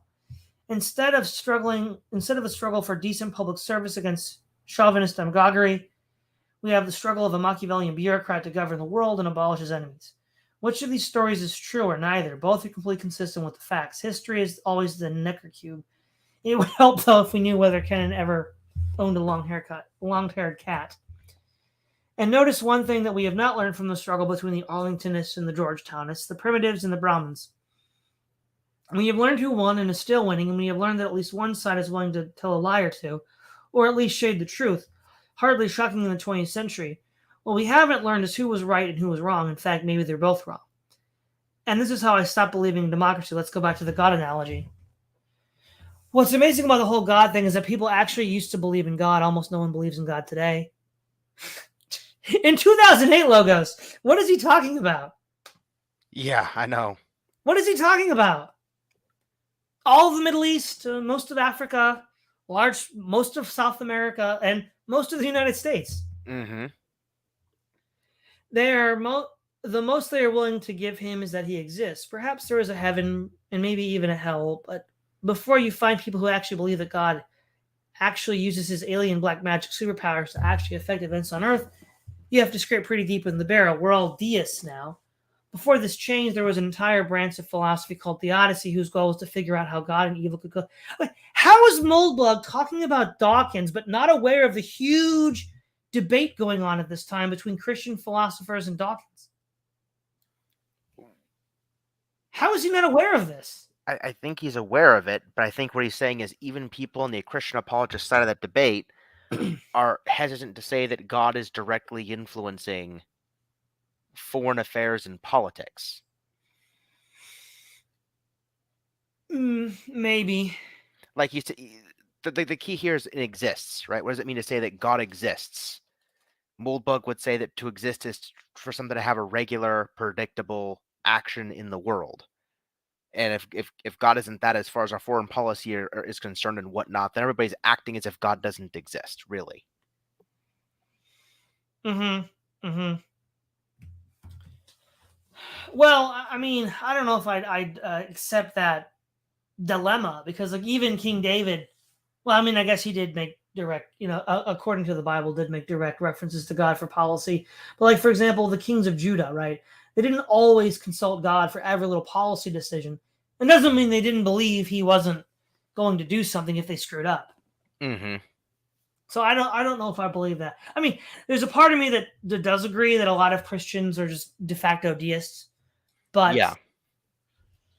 the thing is, the people he's talking about, the quote primitives, the hobbits, the plainlanders, they definitely do believe God does stuff. I mean, Fellow got burned for saying that the 2004 Haiti hurricane was God's judgment. Yeah, that's true. So there are people saying that. Like, I mean, and especially given the demographic that he's poking at, they certainly would say that. Yeah. Okay. Doesn't it strike you as completely and utterly obvious that the answer is they don't? Why didn't all these incredibly smart people, Aquinas, Leibniz, and Pascal, and so forth, just consider the null hypothesis? I think the answer is that when you really believe in God, the belief that God is good and makes good things happen, is completely woven into your cerebral cortex. If you were to stop believing in God, you would instantly solve the problem of explaining all the evil things that have happened in the world. You would also instantly create the problem of explaining all the good things that have happened, for which your present explanation is that they happened because they were good and therefore God wanted them to happen. Similarly, as a kid raised on IHT and The Economist and other Georgetownist goodness, I had a simple, pretty explanation of the world. There were two kinds of governments, democratic ones and undemocratic. The first kind were good and the second kind were bad. History was the story of humans' progress from bad, undemocratic governments to good, democratic ones. The rest was all details. One can certainly arrange the facts in this way, but first, history is not a list of facts. And second, when we do arrange the facts in this way, we find we have a number of facts left over, which require additional explanations. Of course, these explanations can be assembled. Pretty much any theory of history can explain pretty much any fact. I don't believe that at all. Do you? Which part? Sorry. Pretty much any theory of history can explain pretty much any fact. Not really. They just ignore it. That's our experience. Yeah. They just ignore the facts they can't explain. They don't try to. There's something close you could say, which is like, for any fact of history, you could devise a theory to explain it if you want to.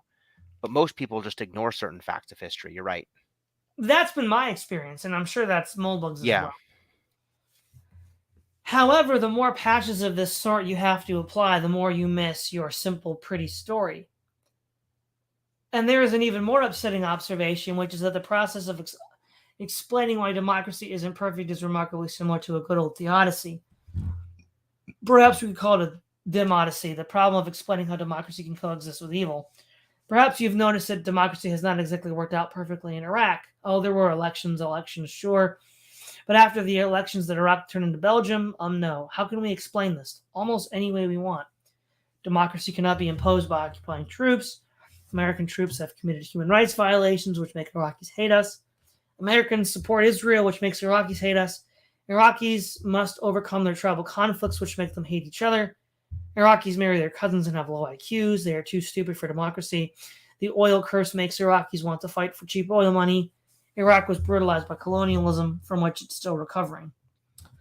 And so, and on and on and on. For each of these, we can construct examples, counterexamples, refutations, rebuttals, and in short, an entire tangle of scholastic philosophy, classic democracy. See, what's interesting, Logos, is the overall tenor of Moldbug's if we can even nail down a definition of democracy, the overall tenor of Moldbug's argument against democracy seems to assume something he's trying to deny elsewhere. So when he pinpoints, when he criticizes the left for its denial of quote unquote race science, the idea that there are ultimate differences between races, he's arguing against fungibility. He's arguing against everybody being the same. But you see, his arguments against democracy assume fungibility because he's assuming that you can't have a population educated and bred for such a form of government because it's always going to fail under all circumstances. So he's actually assuming human fungibility in his anti-democratic arguments.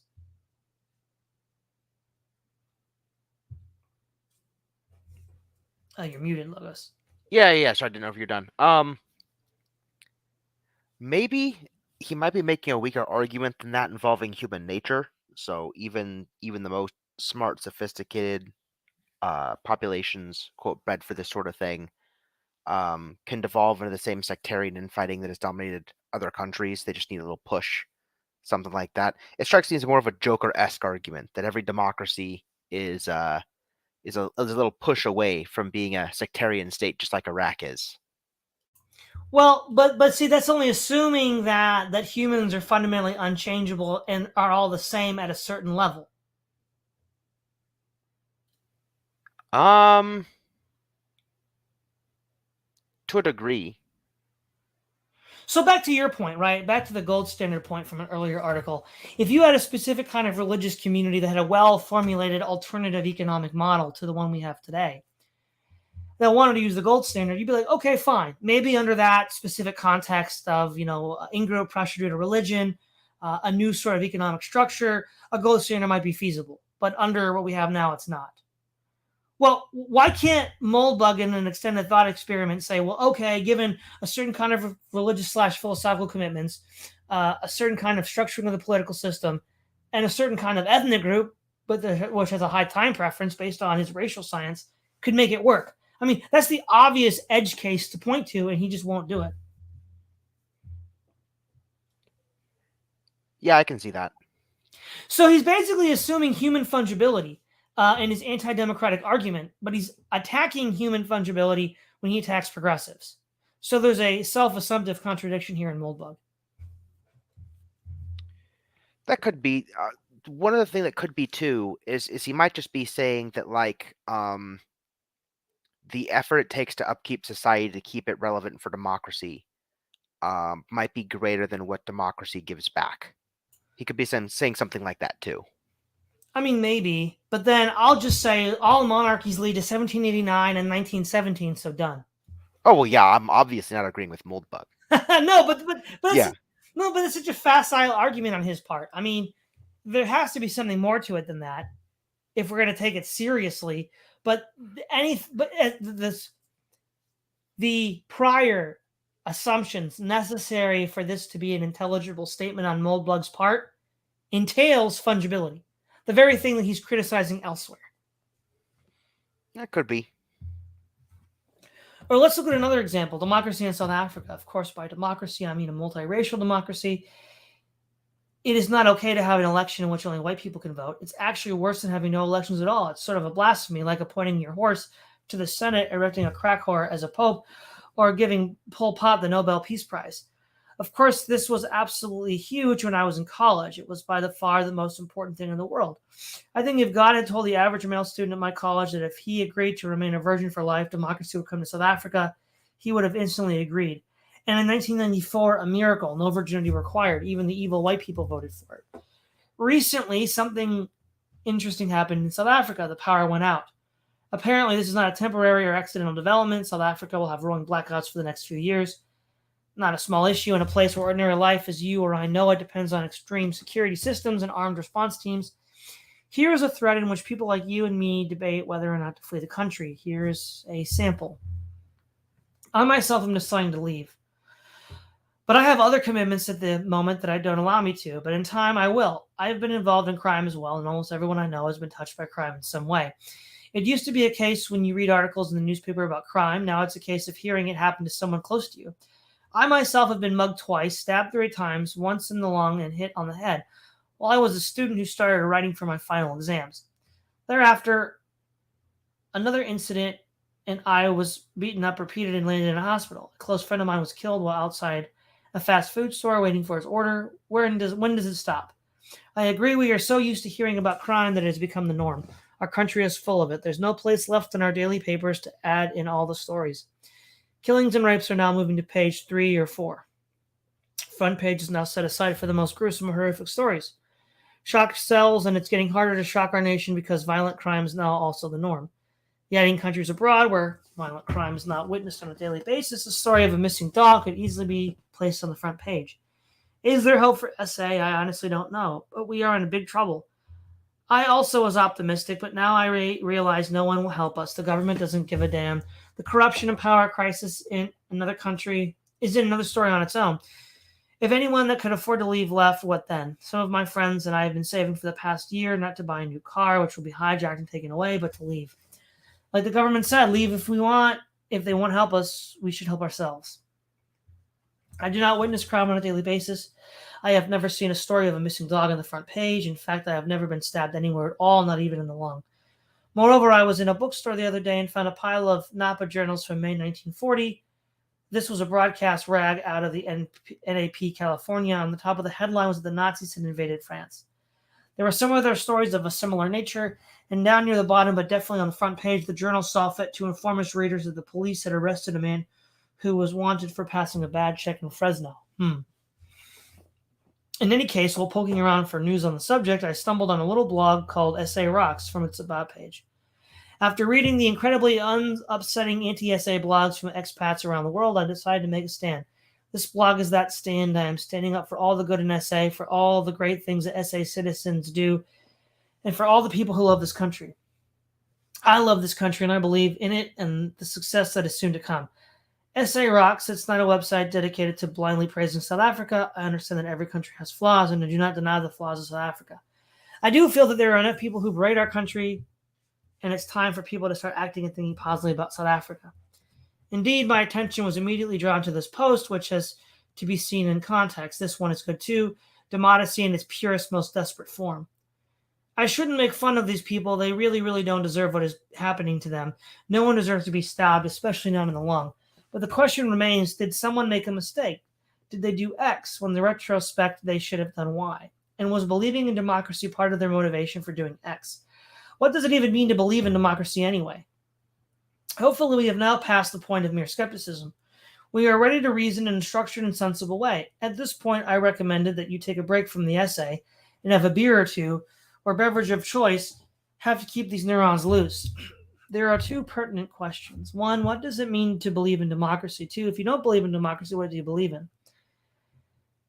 Notice we haven't had a definition of what democracy is yet, Logos. That's interesting. No. We never do. There are two pertinent questions. One, what does it mean? Okay. As I see it, there are two ways you can believe in democracy. One, you can believe in democracy as an end, that it is a goal which is good in and of itself. Two, you can believe in democracy as a mechanism by which some other goal can be achieved. If you believe in democracy as an end in itself, I really cannot help you. You might as well believe in, say, water polo as an end in itself. It is impossible to reason about ethical axioms. Hasn't stopped them from trying, though, has it? No. I think most sensible people who believe in democracy see it as a mechanism, or more precisely as a remedy.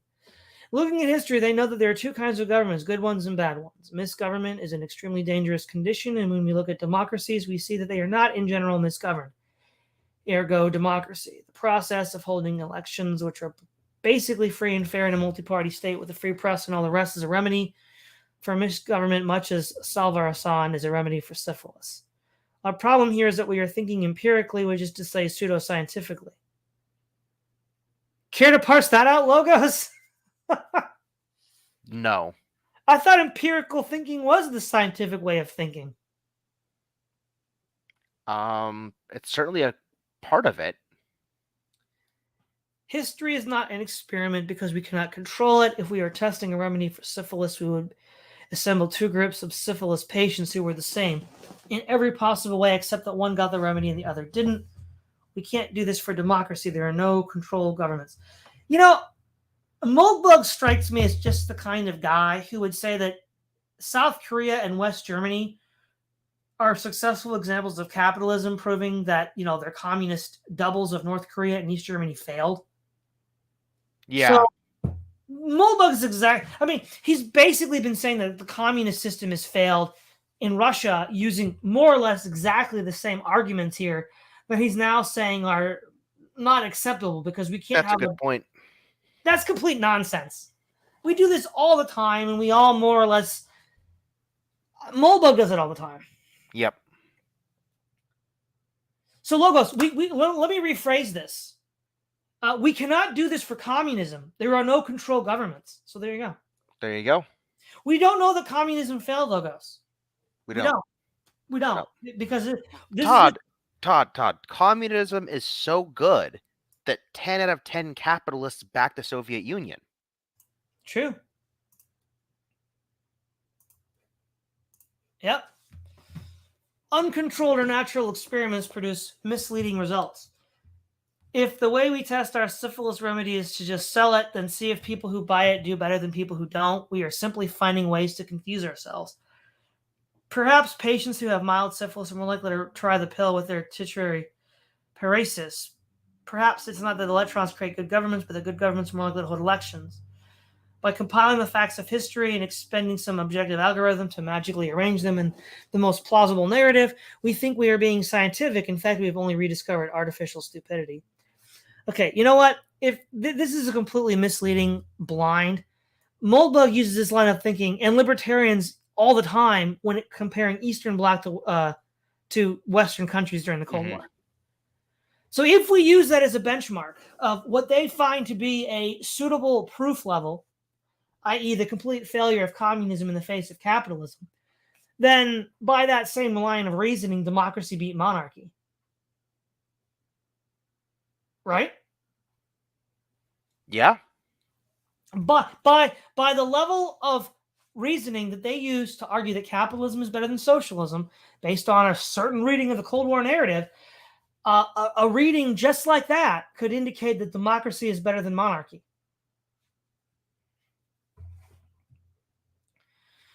Moreover, any such narrative will probably be replete with exceptions, which leads us back into democracy.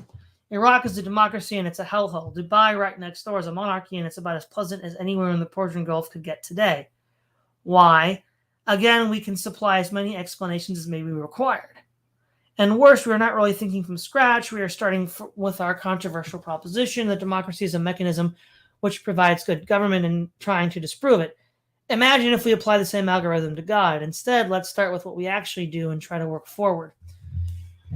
We know that personal influence over the actions of government or power is greatly sought after by members of our species. We know that in a democracy, power is shared equally among the democracy's citizens, each of whom has one vote.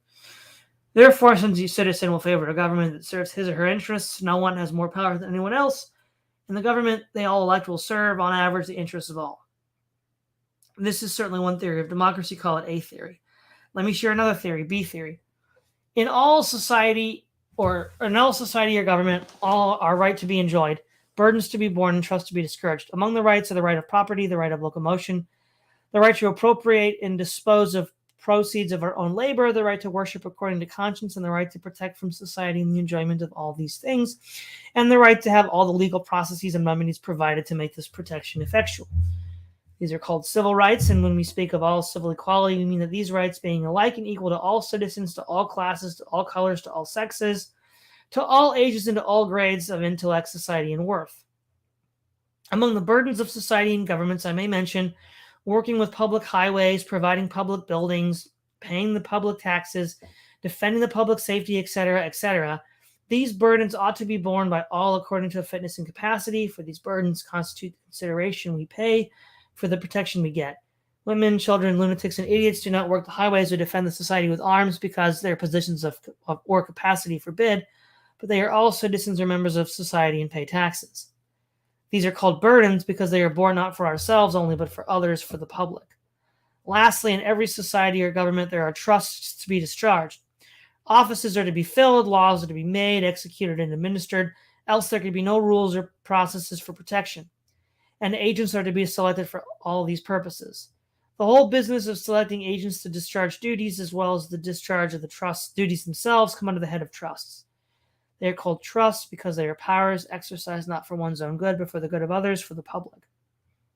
The authority to vote is therefore a trust reposed in the exercise of authority is the exercise of a trust, the trust of selecting agents to provide and execute the laws by which rights are to be protected. All men are born to rights which are personal, affecting each person only, but no man is born to a trust.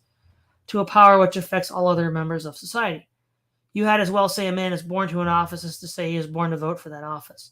So again, all trusts imply capacity and integrity. No man has a right to be entrusted to discharge a duty affecting others who does not understand that duty or has not integrity to be trusted with its faithful exercise. How can the rights of the members of society be safe if the protection for those rights is to be provided or applied by ignorant or vicious agents? And how can ignorant and vicious agents be avoided if ignorant and vicious persons are born to the right to select them? Rights are personal, born with persons, belong to the person and affect the person, but trusts are relative and born with society, belong to society for the good and under control of society. How is any man born with the right to take any rights or to select anyone to take any rights? Suffrage, that is not a right, it is not a privilege, it is a trust. And most solemn and sacred trust, it is the trust of preserving society, of securing rights, or protecting persons. Would you select an ignorant or vicious or untrustworthy man as your trustee, or the trustee for your wife or your children on the smallest concern of life? How then would you make a trustee of an ignorant and vicious man to discharge these great duties on the wise and faithful discharge, which all rights and protections and all things depend? Obviously, this wasn't written yesterday, but don't you find it compelling? There are two possibilities. Either we can define good government or we cannot. Well, I'll just say, Logos, we can't expect Moldbug to define good government for us. Well, no, I mean, there's no such thing as good government because it's an ethical question. True. Well, maybe good just means efficient. Yeah, I guess so. Huh. If we cannot define good government, how exactly can we agree that democracy promotes good government is entirely beyond me. In practice, what theory A tells us is that good government constitutes whatever democracy produces. Everyone's interest is weighed, and if its weight does not prevail, it's just too bad. You have brown hair, so the blondes have decided that you will be ground up and put on the rose bushes. We have returned to the theory of democracy as end, and the end is definitely a dead one. Theory B is much more interesting. It asserts that we can actually agree on what good government is. Good government is the government that protects its citizens' civil rights, minimizes the burdens it imposes on them, and faithfully executes its trusts. Any system for constituting a government that achieves this goal is a good one. A system that is not is, as Deng Xiaoping pointed, if the cat catches the mice, who cares if it's black or white?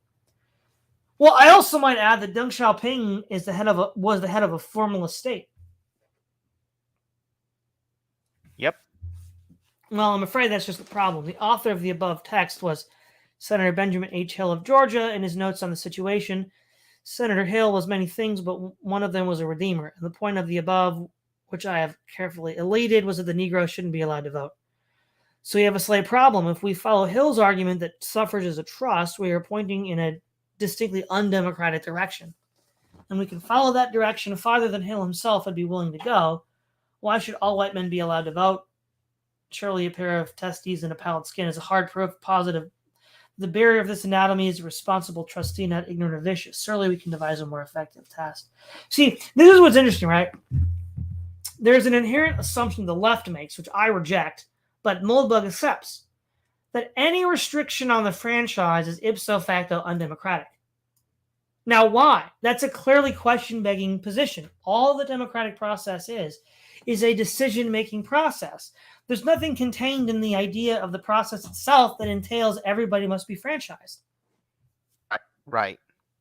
Look, we didn't, you know who gave us universal franchise in the ancient world? It wasn't democracy, it was the Emperor Caracalla. He made sure that every buddy in the empire who wasn't a slave became a citizen. Why? They could be conscripted for war. That's why he did it. So, but it was the emperor that made everybody in the empire who was not a slave a free man, not a citizen, not the Republic of Rome, and certainly not the Athenian democracy. Yeah. So, the universal suffrage is completely unrelated to the idea of a democratic decision-making process, because again, in antique and medieval times, in even early modern times, we saw no such push. This push only begins with the Enlightenment and the French Revolution. And I think that has more to do with an industrial society than anything else. Right. And I also want to point to his little dilemma there, right? If we can't point to a good government, how a democracy produces a good government. If we can point to a good government, why do we need democracy? That's basically the dilemma that he's pointing us to.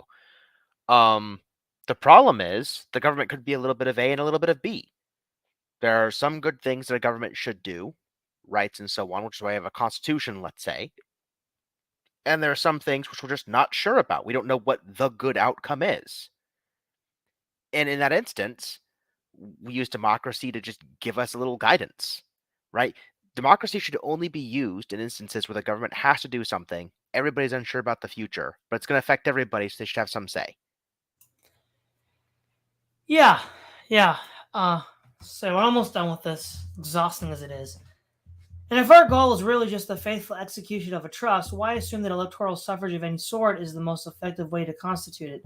Surely the shareholders of Google have entrusted its management with a tremendous trust, $170 billion worth, last time I checked. Surely this is worth as much as Georgia, or at least Georgia in the 1870s. How does Google just skate along without any suffrage at all? Whereas Georgia needs elections, in which trust would you guess is more effectively exercised? This is also a cute little trick, Logos. How is a CEO chosen? Exactly. Yeah, they're This voted is on by a something- board. Yeah, this is such an idiotic joke. The CEO is selected by an election by the board of a restricted franchise. No Right. way. What do you know? What do you know? Yeah. Almost like Logos. Limited franchises are the most effective way to make decisions. It's almost like that, huh? Almost. Almost. Dude, how did all this nonsense about corporate structure? Look, Moldbug knows how a CEO is elected. How does this nonsense even float? I mean, he even went through it in his neo-cameralist article, where the CEOs that manage the cameral estates are voted on by their board of shareholders. He went into that whole process. Yes.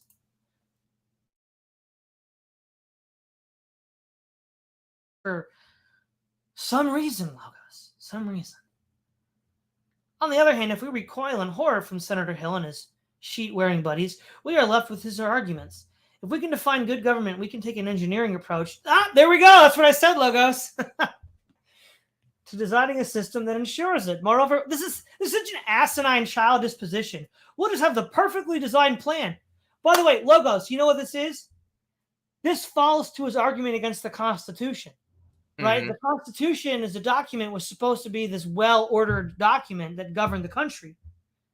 And then Moldbug says, well, there's no way to enforce it. Well, how do you enforce a well-engineered system? Exactly. Yeah. Literally, his same accusation against the Constitution will appear against his engineering approach. Right.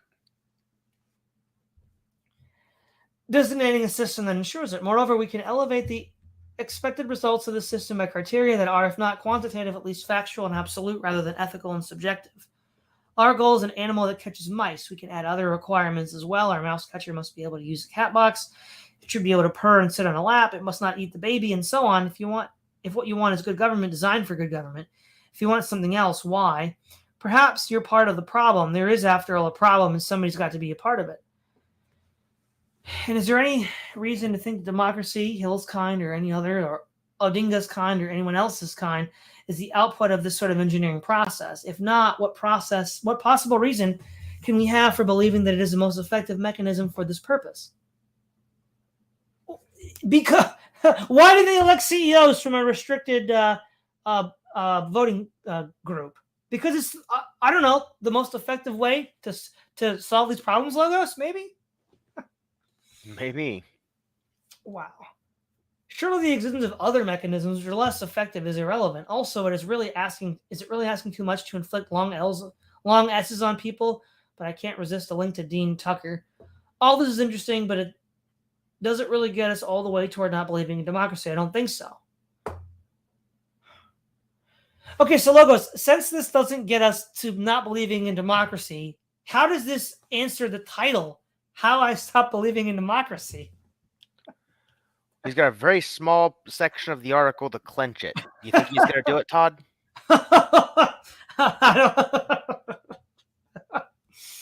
Daniel Dennett's now neo-atheist book is called Religion is a Natural Phenomena. Obviously, as an atheist myself, I find this kind of material too boring for words, and in fact, I bogged down pretty hard in Dennett. But I do like the title, and I think the analogy remains useful. It is it expresses an interesting way of persuading people to become atheists. Most people are theists because they were reasoned into believing in God, but because they were applied Occam's razor at too early an age. Their simplest explanation for the reason their parents, not to mention anyone else in the world, believed in God was that God actually existed. The same could be said for, say, Australia. Dennis' approach, which of course is probably ineffective in almost all cases, is to explain why, if God doesn't exist, everyone knows who he is. How did this whole God thing happen? Why is it not weird that people believe in him for 2,000 years, but actually they were wrong? Perhaps the same approach will work in spreading this edgier mental virus, vaccine of adamotism. If democracy isn't the shizzle, why does everyone believe in it? How did it get to be so big? Because we have to admit that one very, very simple explanation of how it got so big is that it is indeed the shizzle. Edgar, our goal is to understand democracy as a historical phenomena. This is getting long, so perhaps we'll take a good whack at it next week. In case you wonder why you should care, however, let me drop in the punchline. There's something else about not believing in God in 1758, which is pretty much the only 18th century writers that anyone cares to read in 2008 were, if not downright atheists, at least free thinkers of some variety. An enormous volume of writing was published during that century, and almost all of it was devotional or otherwise conventional nonsense. Only specialists read it. Perhaps this is unfortunate, but it's how it is. What would you get if you tried to compose a canon of 20th century writers whose only criterion for inclusion would be that its members had to express or demonstrate some kind of doubt or skepticism on the value of democracy? Your writers or fiction, poetry, essay, journalism, whatever, would certainly be in a decided minority. On the other hand, the same can be said for the 18th century atheists. And if you compare this canon to the stuff they make freshmen at Stanford read these days, would it be more readable or less? Nope. He didn't. Other than being long and tedious, is there anything you want to say about today?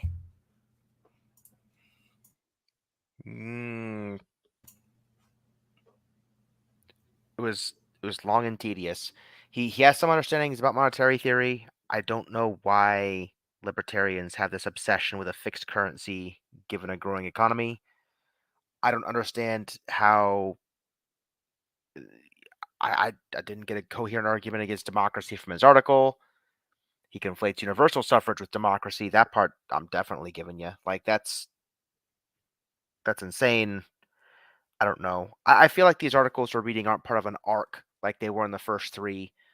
How we're able to summarize 2007 into arcs. We've read about 2 weeks of 2008 articles now.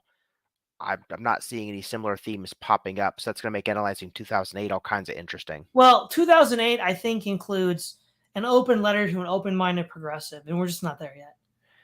I hope we get there soon. The one guy in the chat, Zach, hey Todd, could you do a stream on how to find a career path? I've been a wagey for so long, and I still haven't been able to find a path that speaks to me. Thank you. Logos, I think you and I are both in that boat. We have to do it first before we do the video. Yeah, we'll let you know when we figure it out. We'll let you know, Zach. We'll let you know. GF, here we go. Hi, how is the Moldbug pain going? It's certainly pain. It's certainly pain. That is what it is. It's many things. Me and Todd might disagree about what things it is, but we both agree that it is certainly pain. I'm still trying to figure out how Moldbug got so big. There's like nothing holding these ideas together. Yeah, the open-minded progressives thing is going to have to be it. I'm earnestly, especially after talking to Charlie, thinking that like there's a big gap where Moldbug wrote stuff. There's the open-minded progressives letter where everybody jumped on board, shared it with all their friends, and then no man's land until 2016. Like, I earnestly think for most people that's it. Yeah, so the open letter I just looked is in June of this month, so we have a bit to go before we get there. Sorry, Logos. Oh, we'll deal with it. But yeah, the open-minded one is besides Dawkins, this was the other really big one that he did. Dawkins was really disappointing. That was lame. Yeah. Like, it wasn't even entertaining. No. It didn't do what it said it was going to do either. I know, it didn't even pwn Dawkins. Like, come on. Like, mentioned him in the first one, then we got to the end, and we're like, wait, where the hell did Dawkins go? Where did Dawkins go? It's... I'm going to go back to my other point. a lot of people read Moldbug like Catholics read the Bible. I don't have to because somebody else did, but the problem is nobody did. That's the problem. Nobody did. Man, you'll like swiping at them Catholics. Well, it's part of the problem. All right, I guess that's all for today. Thanks again, everyone, for tuning in. This is Todd Lewis for the Praise of Fly podcast, signing off.